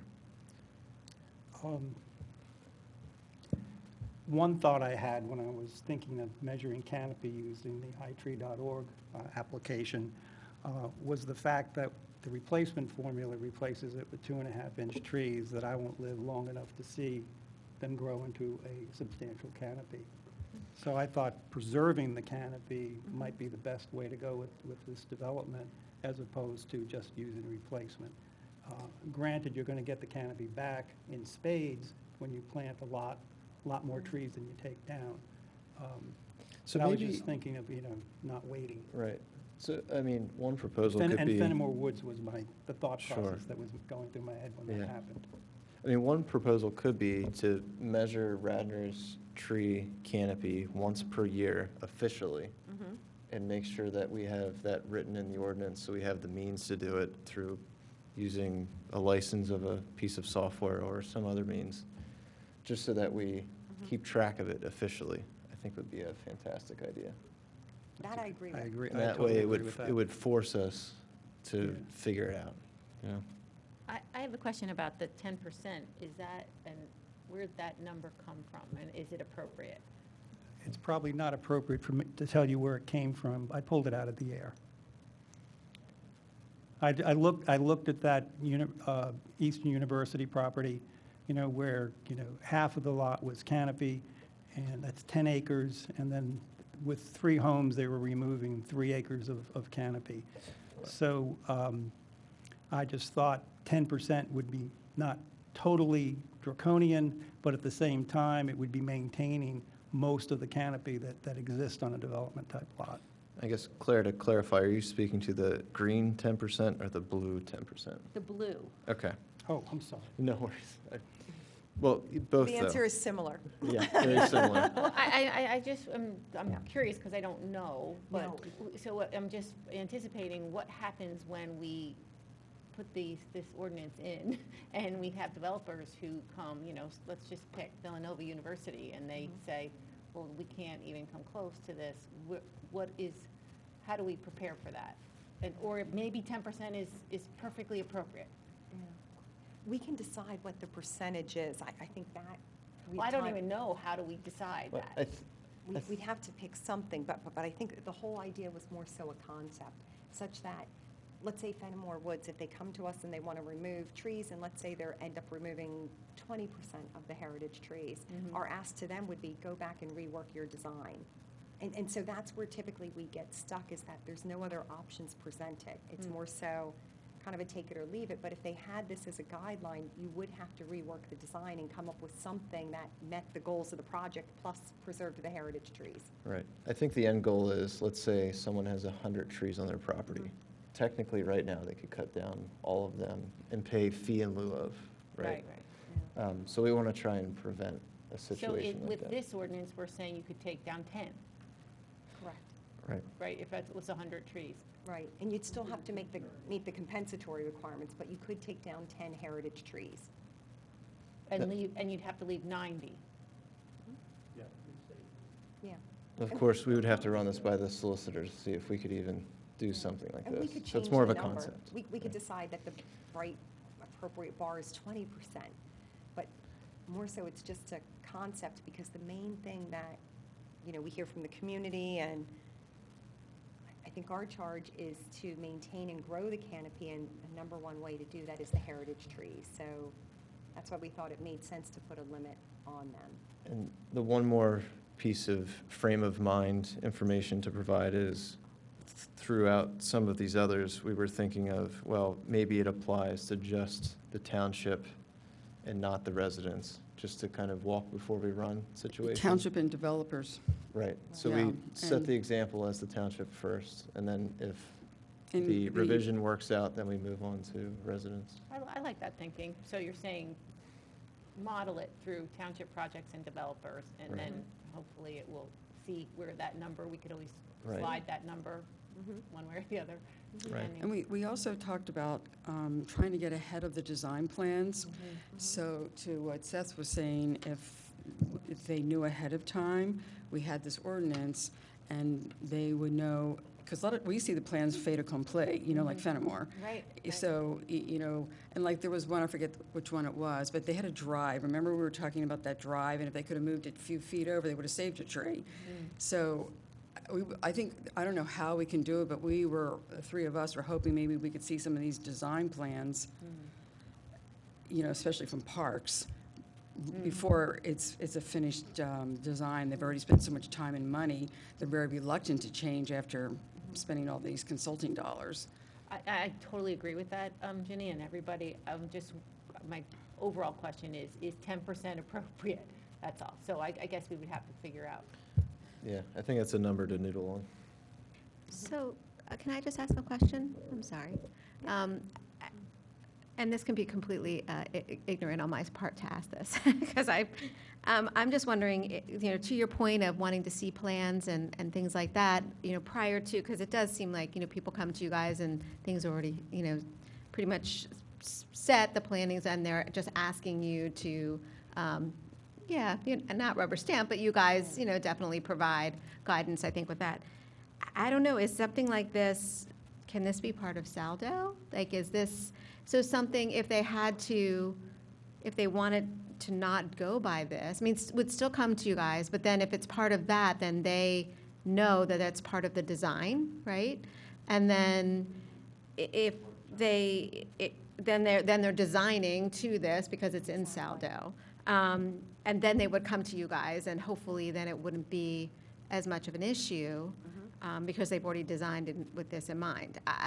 I don't know. I just asked that question, and I don't even know if it can. Lisa, so as a planning commission liaison to Shade Tree, one of the big frustrations for me is Shade Tree should get the plans before planning, because planning doesn't really know what to do with it. Like, they see the Shade Tree issues, but they don't know what to do, and they always want to push that back to Shade Tree. In the old days, and trust me, this is true, the board wanted Shade Tree to get these plans first. And for some reason, and I've complained about this, some reason the board doesn't want that. They don't want that timing. So if you haven't... Which board, the Board of Commissioners? Yeah. Oh, I've never heard that. Yeah, so, because okay. I've asked for an explanation about why we got out of sync. Because in the days when Jane was on Shade Tree, they got the plans first. And so then the Planning Commission was, oh, well, we have the Shade Tree recommendations in front of us. So it was a way more effective way to manage the tree stuff. Because, you were right. I mean, sometimes planning has already made their sort of mindset happen. And then Shade Tree gets it, and it's like, well, we can make a stink if we want to, but is it really going to be effective? So then does it become a waiver? Like they need to seek a waiver if it's as part of Saldo? Yeah, so and I don't know, I could be opening a can of worms that I don't know. If there's any way to get that, if that makes sense to everybody, or if I'm just, off on a rant here, then I apologize. But if it made sense to other people in the township for that to be resynced, I think it would help this commission a lot. We can certainly, I guess we can ask about that. We can certainly ask about that. And Lisa, I just want to comment on what you were saying. I think you were spot on. That is exactly what we talked about, is that at least if we can give the requirement up front, then when they're doing the design, the developer or the township will know that and take that into account, such that when they come here, it's going to be easier for us to say yes, because they've already met what we're looking to achieve. So. Or people don't have to backtrack and try Exactly. to fix, so. Well, I can ask the question. Unless one of you, I'm not trying to step on what you're doing here. I don't know. That just seemed like a better process, because if they come to you and they've already designed, and then you're like, well, you didn't, but if they're going through Saldo, they already know. So what exactly would you like me to ask? I'm certainly glad to ask the question, unless you guys want to ask the question. I think, one, we would look to put this in the requirements such that they know the design requirements up front. And then, Matt, I think you're proposing, can we ask the question such that they come to the Shade Tree Committee earlier before they're further along in their design process? And would the specific question be prior to the Planning Committee? Yeah, the way it used to work was, so the way the schedule worked was Shade Tree would get the Eastern University plan and then make their recommendations, and then planning would get Eastern University, and then they would already have built in the Shade Tree Commission's sort of wants, concerns, stuff like that. Because I think once planning checks off, it's going to be harder for us to, push back. And it's just, because it was that way for before, I don't know when it changed. I don't know when the schedule changed. But it just, if it's possible to reschedule us so that we're ahead of planning, I think planning would accept that. I don't think there'd be any problem from the Planning Commission at all. So I think Trish, do you want to say something? I just want to, Eileen, can you bring your mic a little closer to you? Sure. Thank you. So I can certainly ask, it could have something to do with, with the clock that starts ticking when it comes to submission of plans, I don't know, and the timing, but I can certainly ask the question. Yeah, I think I'm glad to do that. About the clock, I think you're right. I think that's why it was changed, but it's just, Can you put your mic on, Matt? Yeah, I think you're right, Lisa, but if it wasn't, if it didn't like tee up a lot of other issues, like if it was just, if it could be done cleanly, I don't think anybody would really notice it. So, anyway, whatever you can do. I'm glad to ask the question. Great. But you guys have just as much power as I do, so. But I'm glad I'll ask. I will ask. Thank you, Lisa. Can I make a quick comment? Something we learned with the Fenimore Woods project, that's exactly what happened is by the time it got to us, it was already in full plan. So, maybe it's worth asking to have the process be a little bit more guidelines for the engineers. Even, I worry a little bit about like strict ordinances, but I do like a very clear-cut guidelines, because I think it really moves the project in a way that we could have avoided. I remember the shade tree meeting that we sat here and we said, well, wait, how many trees are coming down? And we were sort of a little bit baffled by it, but it was, we had to be reactive to it. Yeah, and we could always make an exception, like let's say it's 100 trees and they're taking down 12. We could, agree to 12 if it made sense, but at least they would be able to design with the intent in mind, the goal in mind, so yeah. Okay, so moving along to 5A, the general powers and duties of the STC. Here are some comments by the Conservancy. So a suggestion that the shade tree will monitor the tree health in township parks and on an annual basis and advise regarding maintenance, like devining of parks. So, Claire, I don't know any comments from you representing the Parks Committee. Is that done by the Parks Committee? No, the Parks Committee does none of that. Okay. So, first of all, the township staff is amazing, and they work really, really hard to maintain the parks as much as they can. But we don't have ordinances in place with Parks and Rec that say, okay, make sure that all of these are accounted for and divined, and and it is a big need. So we've worked on kind of talking about maintenance as a regular thing for the township. So between Parks and Rec and Shade Tree, that's why I actually said I would do this liaison job, because I felt it was important that we knew what each board was doing. So, wow, a lot has happened in the last couple of years in that regard. So not formally, Eileen, so I do think it's important that Shade Tree work very closely with Parks on that. So what do folks think about putting that in the ordinance? It would be our responsibility basically to monitor the parks, the health of the trees, and advise on the maintenance, which in the end, I think what that would look like is then we would end up having a request, let's say, to the engineering department to potentially bid out some work, like the devining, or it could be looking for a volunteer group like previously the Boy Scouts who did devining. So that's how I think this would map out. I mean, if we look at our mission, it's to protect, preserve, and grow. So I don't see any problem using shade tree funds, not the entirety of it, but maybe a percentage to do some of that work. Knowing that, I guess, earlier last year or maybe even the year before, we did push to have kind of a township-wide maintenance plan, but I think budgetary concerns and just the effort to pull off a township-wide maintenance plan is just a little too much to chew off. So I think any little bit that we can do would be headed in the right direction.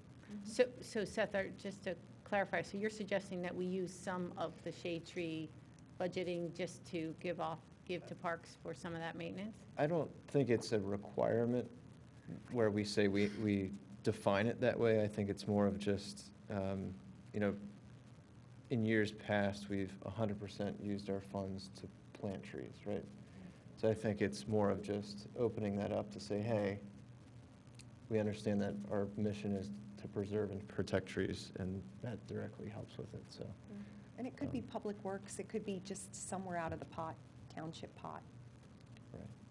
Also, I think there's three aspects to the parks that we have to keep in mind. One is the recreational aspect is something that where we planted trees and Ricky's planting trees and around places where people park and play. But to me, an integral part of our parks is the habitat section, which is the deep woods section, which is, we really don't want to mess with that too much. I can see devining to save a tree, but in the deep woods, there aren't that many vines because they're too deep, and that's where the canopy is, or rather the thick canopy. So that's just something in my, as you know, if we're going to be paying attention, I just like those differentiations to be made about the parks. And Ricky, maybe a question for you. So the 2021 tree bid list, those trees that ended up on that list, I'm assuming they were from reports from residents and observations, all that good stuff. Is there, let's say the Shade Tree Commission were to add another 20 recommended trees to that list, do you have a budget that you're working with, or is this a one-time project? Do you see the township doing this yearly? What are your thoughts on that? Yeah, as long as we have a bid list, we usually, they told me that I am able to bid it out once, twice, 3 times a year, so it doesn't matter. But what happened, we usually compile the list yearly. So once we get enough on there to feel like we can go out with a bid, that's usually when we seek the approval to try to do that. Okay. So the trail was kind of added on, so that's why it seems like it's 150 trees, because it's 80 on the trail list, and then it's another 74 at other locations around. But would the township consider, devining and pruning as a part of that bid? Yeah. Absolutely, absolutely. Yeah, I mean, you give us the work scope and, where you want to focus, and we can send out an RFP for those areas, for sure. It would still have to be approved by the commissioners, That and is their correct. budget Absolutely. Lisa? restraints really do play Absolutely. into that. Yep. So, Lisa, Do go you ahead. mind? So this is a fantastic conversation leading into budget season, and I just wanted to let you all share with you in case you hadn't heard. So we had a budget meeting last night where we kicked off, and Bill White and Bob Tate presented the budget to us, so the preliminary budget. We are going to be having a series of special meetings, and on October 27th, we have a special budget meeting, and we are going to be talking about staffing, planning, and tree maintenance. So I will be honest with you, we will need additional funding, I think, to do what you guys are talking about. So it will be important to hear from the community around what they think is important when it comes to our tree canopy. I am a huge advocate for that. I push this, and I think some of this is from some things that I said at one of our meetings after talking with Gretchen and some other people in the community who reached out to me. So this is going to be an important conversation. There are a lot of important conversations we're going to be having around the budget. So, and there's a lot of need, and we need to talk about that. So I would be so grateful for those of you who are interested in this, who are advocates for this, to come out to that meeting and participate in that conversation. It would be fantastic. It's going to be here on the 27th, starts at 6:30. 6:30 to 8:30. We're sticking with 2 hours, right, Ricky? We're going to stick with 2 hours. But it would be wonderful to hear from the community as we work as a board to prioritize all the things that we need to do. Great. Thank you, Lisa and Yeah, Ricky that's good to know. and John. So Eileen, I was just wondering, what physically would this look like? Is this everyone from the shade tree basically, you know, going out and having a look at the parks and seeing what trees have vines all over them and reporting back to Ricky, or, you know, how? We'd have to decide the how. We'd have to Yeah. figure it out. But basically, we would come up with some way to monitor the parks and what condition they're needed, what condition they're in, and where trees need pruning, devining, et cetera. And then from there, we could propose that the work be bid out or potentially done, or, you know, solicit volunteers to do the work. So that's how I would see that working. But we'd have to figure out the details. And we could add a line item to the agenda, right? Like tree maintenance. Yeah. And, you know, we could potentially, theoretically, I don't know if this exists now or people just email the township directly, but set up, you know, if you see a declining or dead tree, send a picture to this email address. Right. And then we just compile that list. Mhm. And at some point, when it becomes large enough, we can take care of it. Eileen, one of the strategies we use on Parks and Rec is each of us board members takes 2 to 3 trees that we are stewards of, that we periodically go and walk and check. And we usually just take the parks that we use. Yeah. And just make notes. And I happen to have Philippone, which is covered with weeds. So it's always in my, but it would be a big project. We've had Boy Scouts, and so it's a fantastic idea, but it will take some extra effort and community. But it does help break it down for which parks need. Yeah. Sure. Gretchen?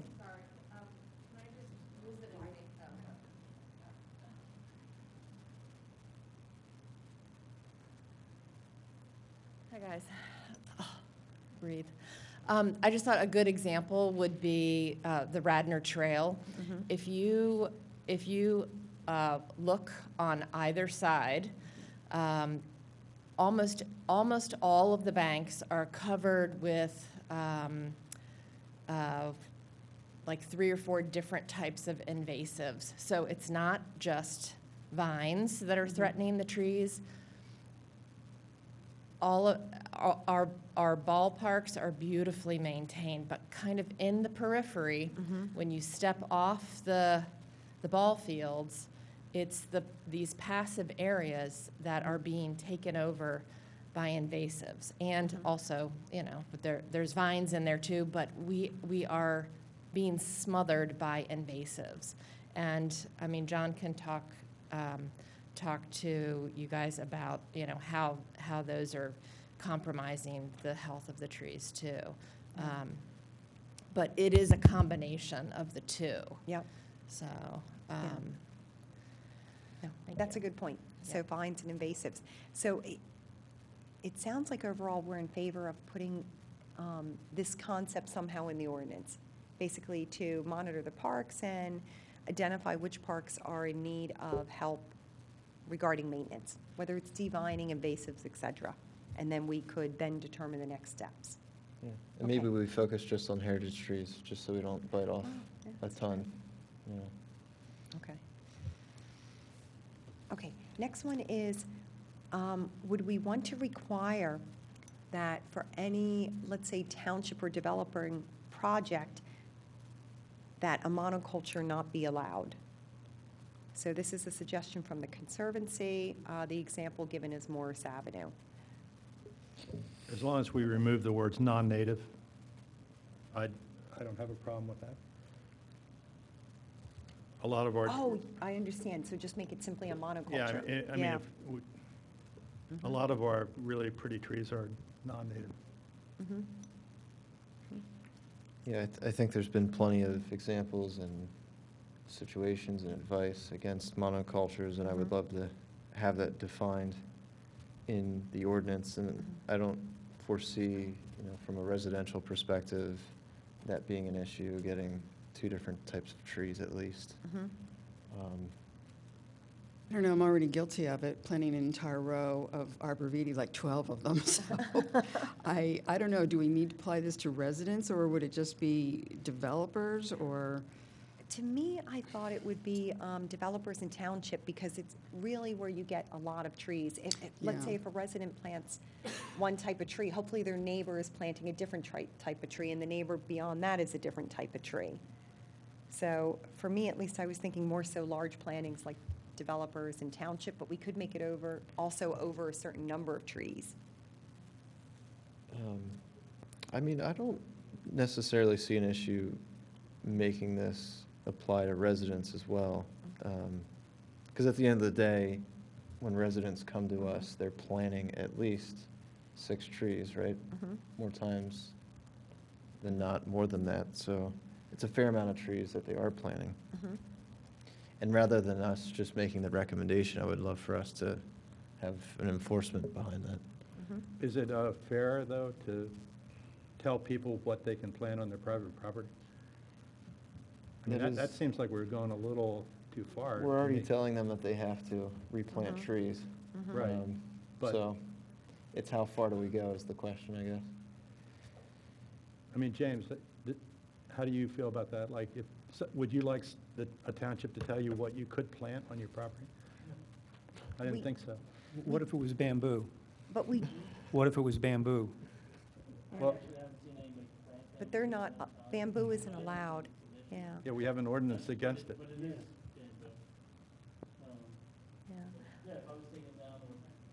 But James, can you put your mic on, please?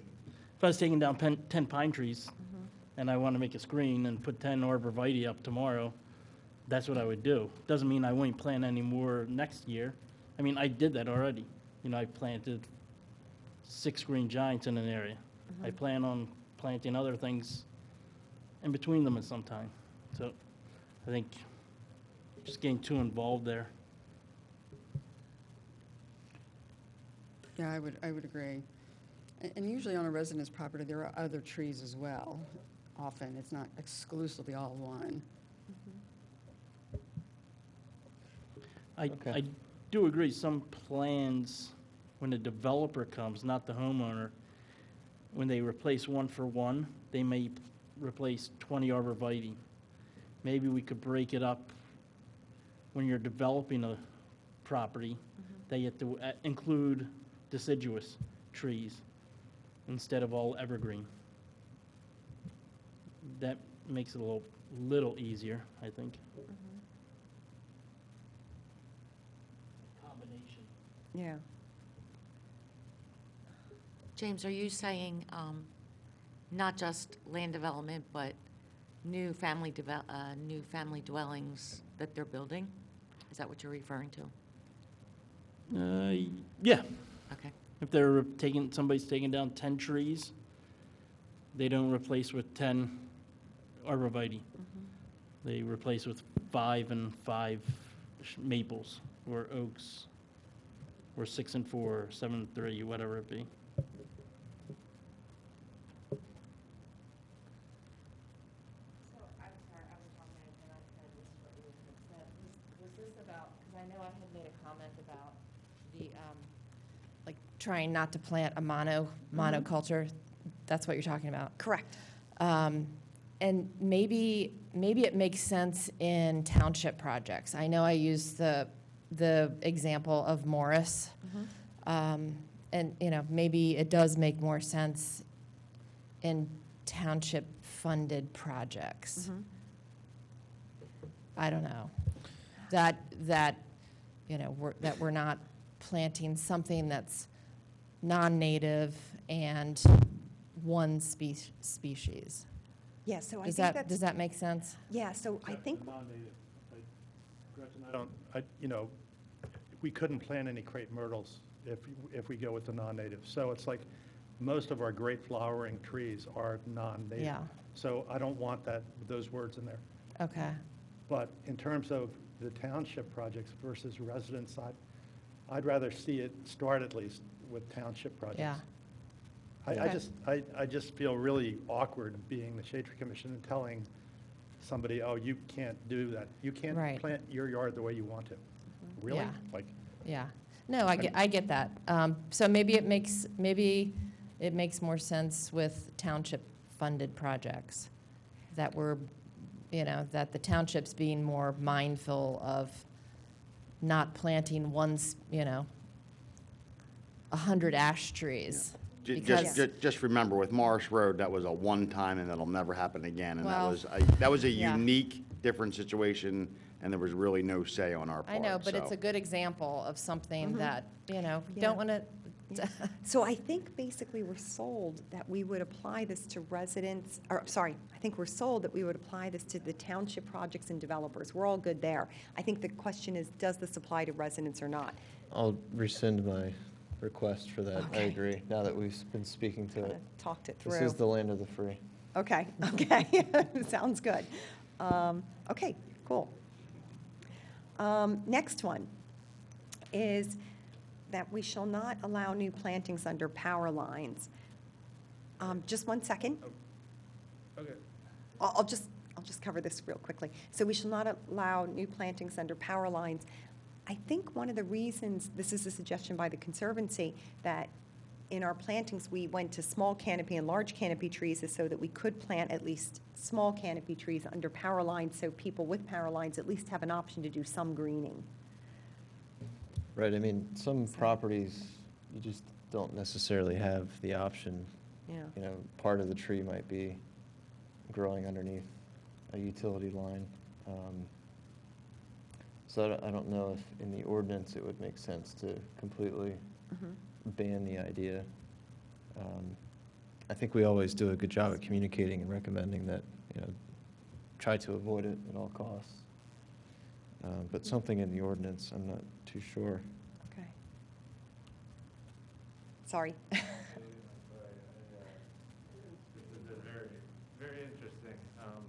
I was told by Steve Norsini that there was going to be a hearing today on 270, 272 North Aberdeen, and we met outside that property a few months ago. Oh, yes, I remember. And Sorry, did I miss that on the agenda? Well, this being my first meeting, I didn't really have any idea what to expect, but. No, that's okay. I'm glad you, I'm guessing I don't want you to wade every- through all this. The crowd's dwindled, so I'm not sure. I Yeah, I don't see the don't see it. property owner here. No, yeah, it's not on the agenda. David, can you speak into the mic so Trish can hear you? Yeah, sorry. She might be able to answer that for you. Yeah. Is that better? Yeah, that's great. 272? 272 North Aberdeen Avenue. Yeah, it's not It on wa- the agenda. It was a heritage tree.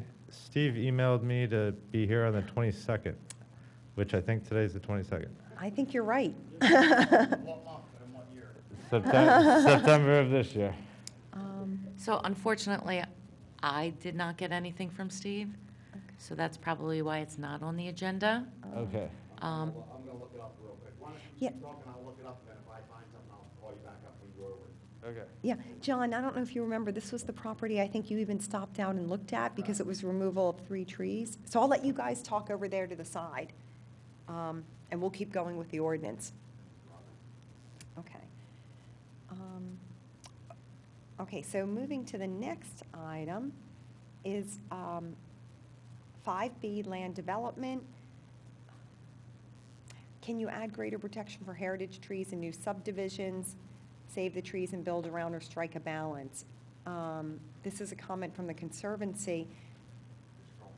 And I think that's what we looked to do up above, where we talked about the so-called 10% conversation, whether it's the canopy or limiting the number of heritage trees coming out. So I think that's the idea there. Okay.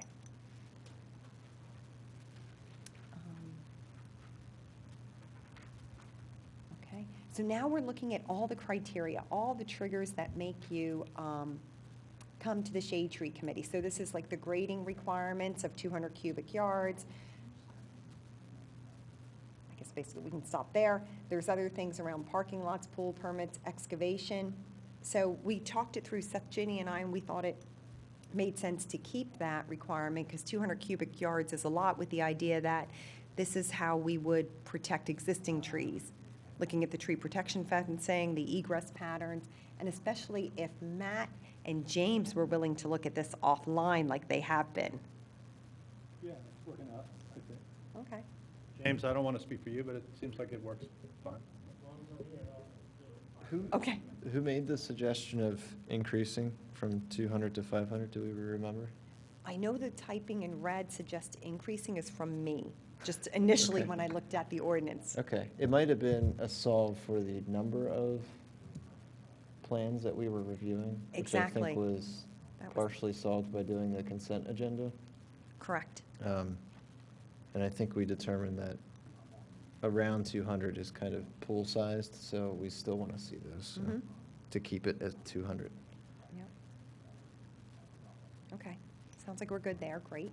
And then looking at the trigger being clearing of 6 trees annually with a DBH of 6 inches or greater. So Seth, Ginny, and I proposed that hazardous trees be included in this count for developers in the township, not included in the count for residents. So it's coming from, we've had community members saying, hey, can you hold developers and the township to a higher standard? In part with the idea that we really represent the township. We, just like a resident represents their own property, they're the owner, we kind of represent the township. We are the taxpayers, we are representing the owner in that way. So that's the intent behind that. I guess one good recent example would be, take the Radnor Trail project, for instance. If we required those 80 hazardous Oh. trees to be replanted, Hmm.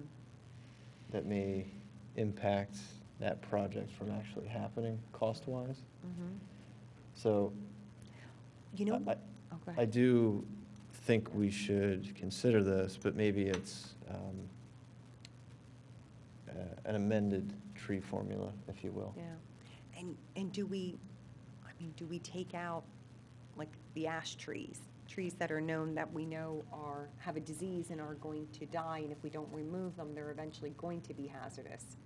So I still think, remove them though, from the like, count. at the end of the day, just because they're dying doesn't mean that that is not impacting our canopy, right? Yeah, it is. So I would, at some point, all trees die, right? Yeah, yeah. So I would love to have something a little bit more substantial in regards to replacing hazardous trees. And again, not requiring this for residents initially, but maybe it's, subdivision, land development, and the township.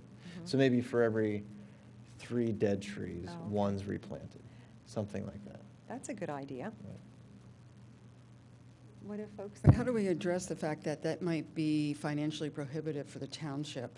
Because we don't want to prevent them from getting, the monies together to take the hazardous trees down, but if their budget, has to double because they have to replant trees, we may be causing another problem. So maybe it's this. I know that when we do our street tree planning, we mention that it's, a $500, $600 value because they're larger trees. Someone comes out and plants them. So maybe it's, for every 3 dead, it's 1 whip or bare root tree, something that's like $50 or $100 a tree.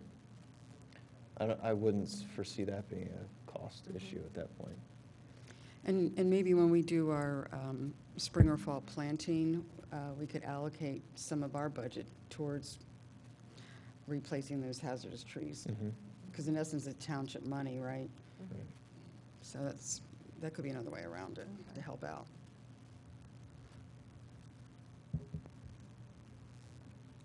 And I think that would help detract a bit from removing hazardous trees unnecessarily or qualifying them as hazardous trees to begin with. Right, because there'd still be some onus on the back end. Right. Yeah, okay. Any other thoughts about that topic? And then one question is, would we include HOAs? I think an HOA would just be each private resident has a property in an HOA. Yeah, I think whether it's an HOA or not, that doesn't really matter in this case. Well, but I guess to your point, I mean, HOAs are comprised of residents, right? So I think it would more so fall under subdivision and land development Yeah. and township properties or projects. Right. But an HOA would have its own rules, right? Right. Like, they can actually restrict what you can plant. Right, they could be the monoculture guys. Yeah, yeah, exactly. Right.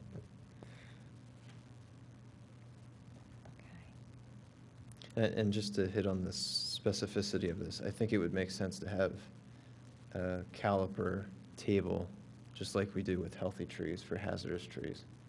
It's like, for instance, a dead heritage tree, I would maybe want to see, like a 1-to-1 for those. And anything less than that, maybe it's a, 3 dead, 1 replacement, something to that nature. Is that for residents or just township? Just Saldo and Township. Yeah. And we could put a monetary number on the replacements so that if they can't be replaced during the project, it could go into the shade tree fund. I'm a little confused by that. So the township pays itself?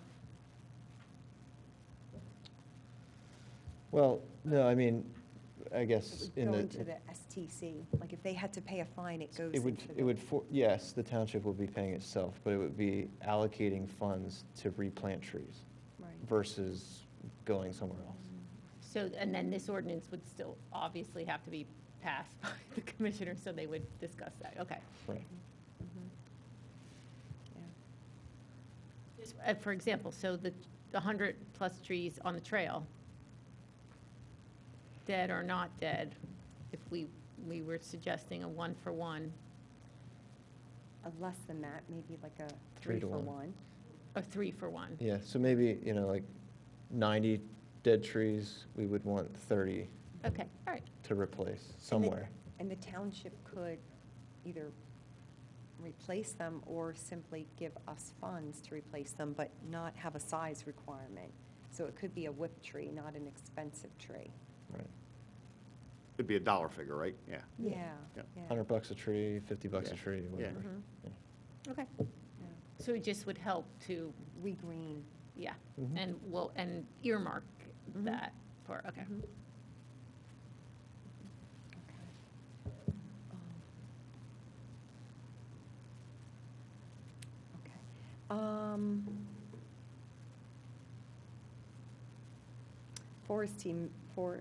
Forestry management, we said we would leave this in. It looks like we're in agreement there.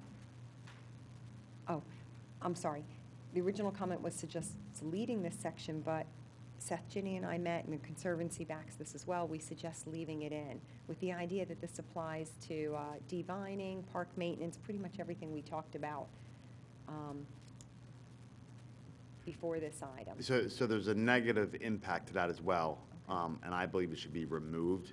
What's I mean, the- yeah, so go the ahead. negative impact is a lot of developers come in, maybe they buy the property now, they start thinning it out for the health, and then they come to us in 2 years, and then they want to apply for a grading permit or development, whatever it might be. So they diminished their actual tree count by doing this thinning, you know what I'm saying? So in other townships, we've instituted what's called a look-back period. So within 5 years, if you've done any removal, they will count towards your comps. So I think it should be eradicated. We really don't need it. We don't have areas within a township that would have, forest management per se, or thinning, or timber harvesting. We can keep the part in there about the divining and all that good stuff. But the timber harvesting and thinning, I think that should be eradicated from our ordinance. So maybe I misinterpreted this section. So you're saying, I'm scrolling to it now in the ordinance, but there's essentially exceptions for thinning, timber harvesting as it stands? Got it. I mean, if you're in, you know, some of the other northern counties of Pennsylvania, and there's a township, obviously, where they have big wood lots of a couple 100-acre tracts, obviously, this would be a good, you know, position to have in your ordinance. Here, where we have very small tracts, I believe the only utilization of this would be for a developer to try to pull a fast one, which does occur. Got it. So revise this section. But so we're saying the proposal is to leave in this section and implement a look-back period, let's say of 5 years, which seems to make sense to me. And to consider it like one big project within, okay. So any comments there? So just to clarify, we would leave the language, but just implement a look-back period? Okay. I won't name the township real quick, but we had a person come in, do a forest management plan, removed over 300 trees. 3 years later, came in and applied, you know, through zoning and planning, all that, to develop the site. And it was pretty weird that all the heritage trees were removed as part of the high-grade timber reduction. So the guy sold the trees, made money, and then all reduced his burden when he came in for the application. So, I mean, he knew what he was doing. Luckily, there was a look-back period. Got it. The only thing that bothers me about the look-back period is the trees are already gone. I mean, if we deleted this section, they wouldn't have the opportunity to do any of that. Is that what you're saying, John? With the forest, they have to go through the county conservation whenever doing a forestry project. So if somebody's going to thin, they have to list what they're removing, board feet, and all that stuff. We'll be able to do the calculations very quickly. But we won't be able to prevent them from doing it. The look-back period. If we leave this in. The term look-back period is going to be the deterrent. That's what's going to deter them from trying to I see where pull you're a going fast with one. that, okay. Yep. So they know there's a look-back period. Okay. So they know that my plan's not going to work, you know? Okay, I see what you're saying, thanks. But what's interesting is, if we don't have, let's say, forest, couldn't we just have them go by the normal ordinance right now? And if you remove more than 6 trees, it triggers that you would come before us? That's why I said, I think we should just remove it entirely The from whole the ordinance. section, Yeah, yeah. we don't need any of it. But if you're, Okay. but if you're going to keep it in as per your notes, No. just make note of that look-back period. No, I think it's because we didn't understand it maybe Yep. fully. I think it makes sense just to Get rid of take it. it out, but also Take it have a out. look-back period. So even if they're going to do forestry management work, they still have to come in front of us. Right. Correct. Well, and like affecting someone's livelihood, like timber harvesting, right? We're not. That there's- doesn't exist here. We don't right? have, this is not. We're not lo- in that county. This is not logging country. Yes. Right, So right. I don't think we're impacting anyone there.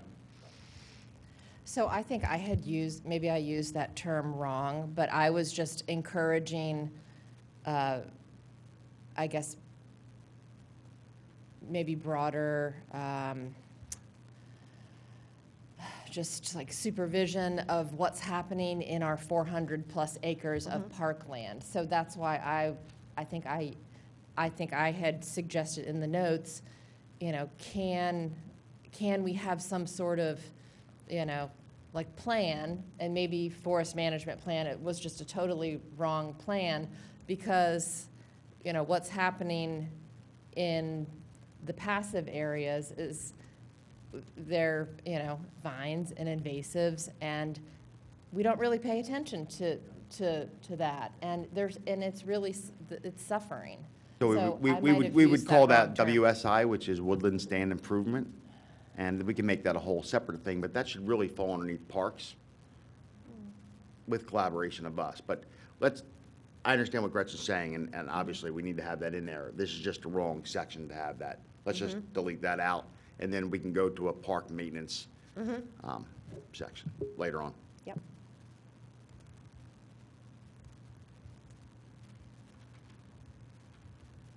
Okay. Okay, so now we'll go to emergency tree removal. So emergency trees can be removed without prior approval, but requiring notification to the township prior to removal and a written report within 10 days post-removal. So we thought here to take a proactive approach, so possibly via communication, we could educate residents on this is a hazardous tree I'm talking about the whole section now, hazardous tree, tree in decline, healthy tree, so that residents understand which ones should be taken down so that they don't come down in the middle of a storm, and which ones more so can be, let's say, pruned and taken care of. So there isn't just an overall fear of, hey, I'm going to have a storm, I'm concerned this tree may fall on my house. And we have very limited, I think over the last 3 years, we've had 2 of these. And really what this is meant for is if at 9 o'clock at night, a tree is starting to lift out of the ground through rotational failure and fall onto the road, they can quick call a Radar Tree Service and they can come and cut it down and then report back to us the next day. That's what that's meant for. So it's more of the tree is already failing, they can cut it down, so. Right. Yeah, and I think we're okay leaving that, the emergency tree. It was really 2 items in this whole section, which talks about emergency trees and hazardous trees. One, that we communicate proactively to make residents more well-informed as to what actually poses a risk to their house and the power lines, which would be the hazardous trees, and which do not. And then also, with regards to the section about if there's a hazardous tree on a private resident's property and the township notes it, the resident has to remove it in 5 days. We thought 30 days was more reasonable. Right. So is 30 days acceptable? So can we, so this is if we see a tree on a property and or somebody calls about one, correct? So me and Ricky want to actually talk to you about this tonight. Okay. We want to remove that entirely out of our ordinance. So this year, was it this year? I got maybe the last 2 years, we have been inundated with phone calls of neighbor disputes regarding hazardous trees. Most of them stem from arguments between the 2 neighbors, and the tree becomes a subject to upset one or the other, if you know what I'm saying. We have one right now that's very litigious, and we're involved in it. Secondly, when we go onto a site and we go to look at the one tree, we are actually liable to look at the entire site. So if another tree falls, we're actually liable. So me and Ricky, over the last 5 months, have become professional mediators for these homeowners that are fighting. And we believe that we should not be involved in a neighbor-to-neighbor dispute, but again, around a hazard tree. So maybe we take it out That's fair. and start a TV show, and you guys will start. I think that's If we do take it out, what happens to neighbors who have? See, they what they're go doing, straight- they're using us because they're going, Mrs. Smith is going to Mrs. Jones saying, hey, that tree makes me nervous. It's Okay. hazardous, right? We go out and we say whether it is or it isn't. Okay, if we say it isn't, then they come back on us and saying, oh, we're gonna hold the township liable. Okay, if it is, then that person says, well, I'm not paying for it. It's not gonna hit my house. So it goes back and forth, puts Ricky in a very bad situation. Most of them lawyers are always involved. It's something we should not be involved in. We're not managing private property, other than the heritage, factor. But we still can say that they're hazardous or not. We don't want to be involved at all. No, they could have have an arborist say whether something is hazardous or not without utilizing the township. Our ordinance now pretty much states, if we feel the tree is a hazardous condition, and they don't do anything about it, we can go and remove the tree or pay a contractor and then back bill, the residents. But, lately, and we've gotten a ton of them, it's become just a mediation But factor. John, the language says if the township notes a hazardous tree. It doesn't say if a neighbor notes a hazardous tree. In the ordinance, it reads that way. Right, so why would you remove that? Because they're calling us, it's on private property. No. They can't call you. Based on what how the ordinance reads, it says if the township notes a hazardous tree on a property. Yeah, In the other way- words, if you drive by and say, that tree's going to fall on the road, you can go to, Oh, yeah, absolutely. On that end, yes, we're talking So- about, we brought up the ordinance with private property. You mentioned private property here, we just wanted to bring this up to you tonight. yeah, but I wouldn't drop that. Yeah. Because now you're dropping the township's right to go up to somebody and say, you got to get that tree out of here. No. We're not dropping that part. I want to drop the part where it says we can intervene about a hazardous tree between a neighbor dispute. Yeah, and I guess we haven't gotten to that yet. Yeah, I I'm don't not sure s- where that is in the ordinance, but yeah, Matt, you have a good point. This allows the township to say, hey, look, you have a hazardous tree, it could fall down on these wires. It's not in the right of way, it's on private property. We need you to remove this, and we're just proposing Yep. you remove it in 30 days. You have a month to remove it. We're still doing that. That's not going to Okay. change. We're just Okay. bringing up the fact about the disputes because you were Got talking it. about private property. Okay. I'd like to see, I mean, I don't know if it's ordinance, but I'd like to see a clear follow-up on that, because that has come up, as you've pointed out, so many times. I mean, I worked on one with you, It's getting very ugly, But to be there honest with should you. be a follow-up on a clear, what a resident can do, you know, which is go to your private arborist. It's a civil matter. Yeah, basically what has been happening, to John's point, is the neighbors have been going back and forth. I mean, they'll get lawyers involved. But the problem is when they don't get what they want, then they bring the township in.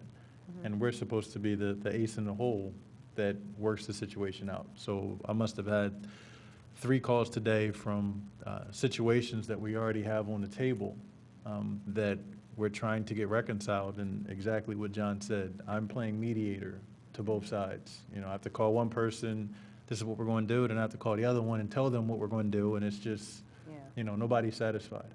You know, so it just continually takes up township funds, township money, other projects that we need to get done, but instead we're standing here trying to separate these 2 neighbors from basically a tree that, you know, we definitely care about the residents. So there's one that was brought up, and not to use the location, but it was a school bus stop.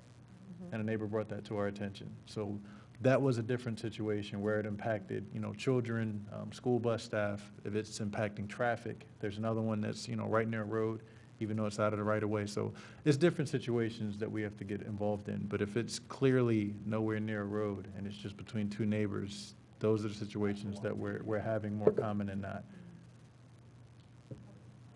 Can I just say that the rule of thumb for us as staff, if somebody comes to the counter or if we get a phone call, we do let them know that it is a civil dispute, and we as a township will not get involved, that they need to take care of that civilly.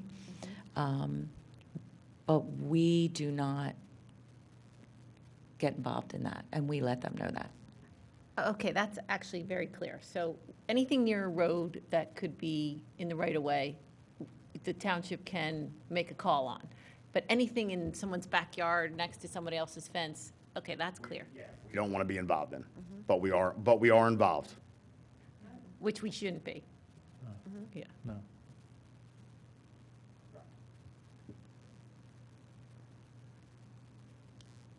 Okay, so it sounds like we're clear that we will leave the section in, and we will expand it to 30 days, and that if we find a section where it says that the township is to serve as the legal arbitrator, let's say,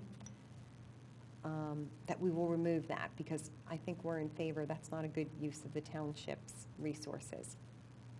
Depending where the tree is.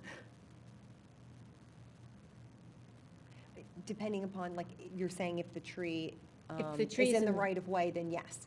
Yeah, because that would be a township tree. But if it's a private residence tree, the township would not intervene. Like if it's a tree in a neighbor's backyard. So between 2 residents, they would have to work it out. Yeah, define it. So if it's a residence The only thing tree, is I haven't found that's it going to yet- fall. Right, I haven't found it yet in the ordinance where it says that, at least on our term sheet. Like, John or Ricky, is there a certain paragraph in the ordinance that you think is tying your hands? Just to practice? I think it's 263-6, where it actually says the Township Public Works Director will be tasked with the job of separating the situation. Wow, it says that? Yeah. 63-6. If I'm not mistaken, I think it's 6, but I know it's 263. Had to get very familiar with it. That's And it's- impressive, it's- Ricky. It's under hazardous trees, and it Yeah, letter mentions that, C.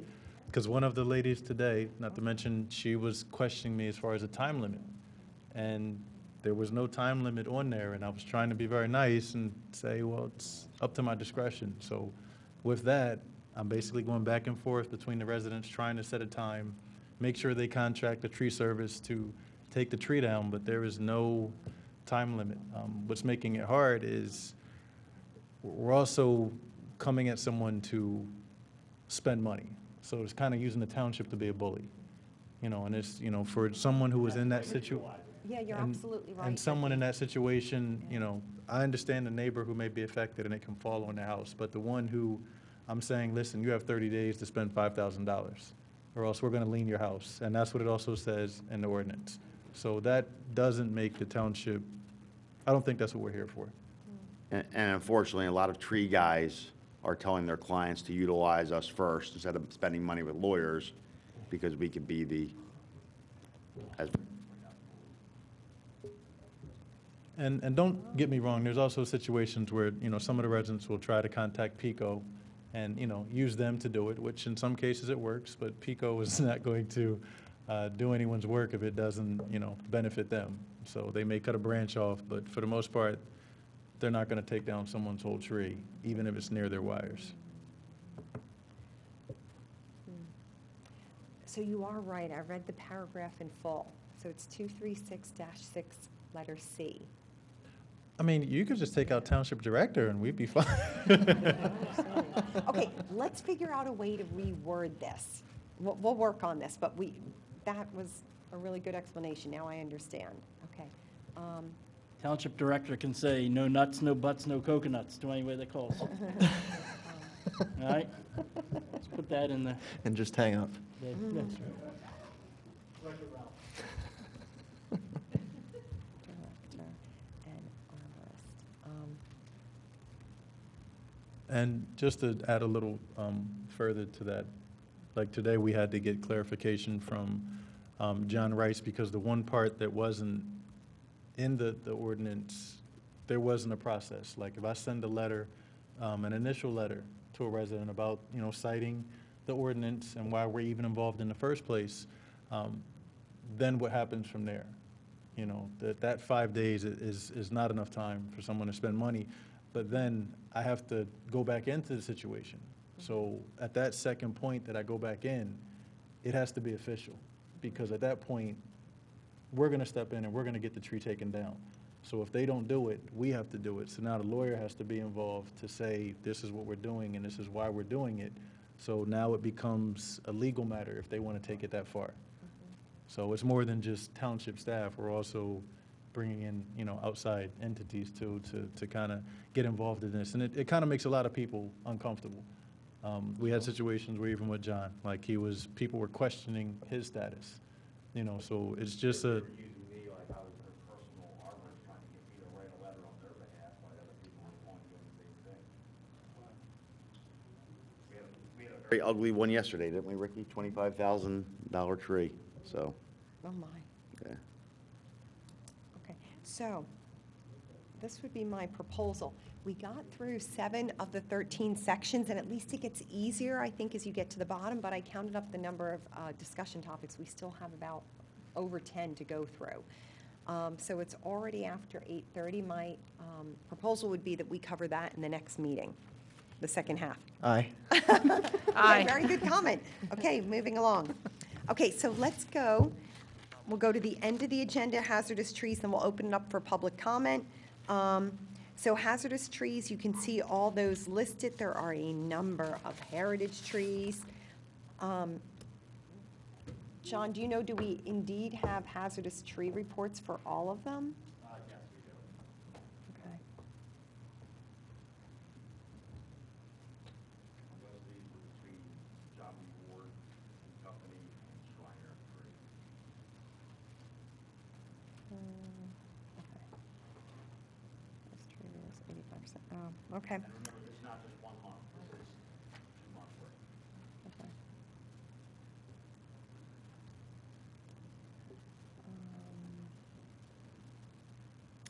Okay.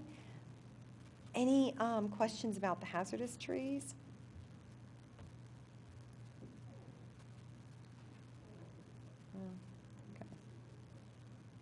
Okay, public comment. Did the township, did we go over the tree bid list? Or does the township need anything from us for The that? tree bid list? Yeah, That it's- is actually tied with the one above it. That's the tree bid list actually for the Radnor Trail trees, the 80 to be removed. I think the tree bid No, list is for the it's street not, trees. Madam Chair.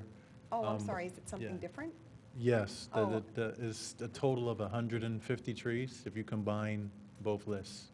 The Radnor Trail is 80, Mhm. and the other bid list is another 74 at various locations. They've all been looked at by John, every single Over one. three, this is over 3 years accumulation of Yeah. trees?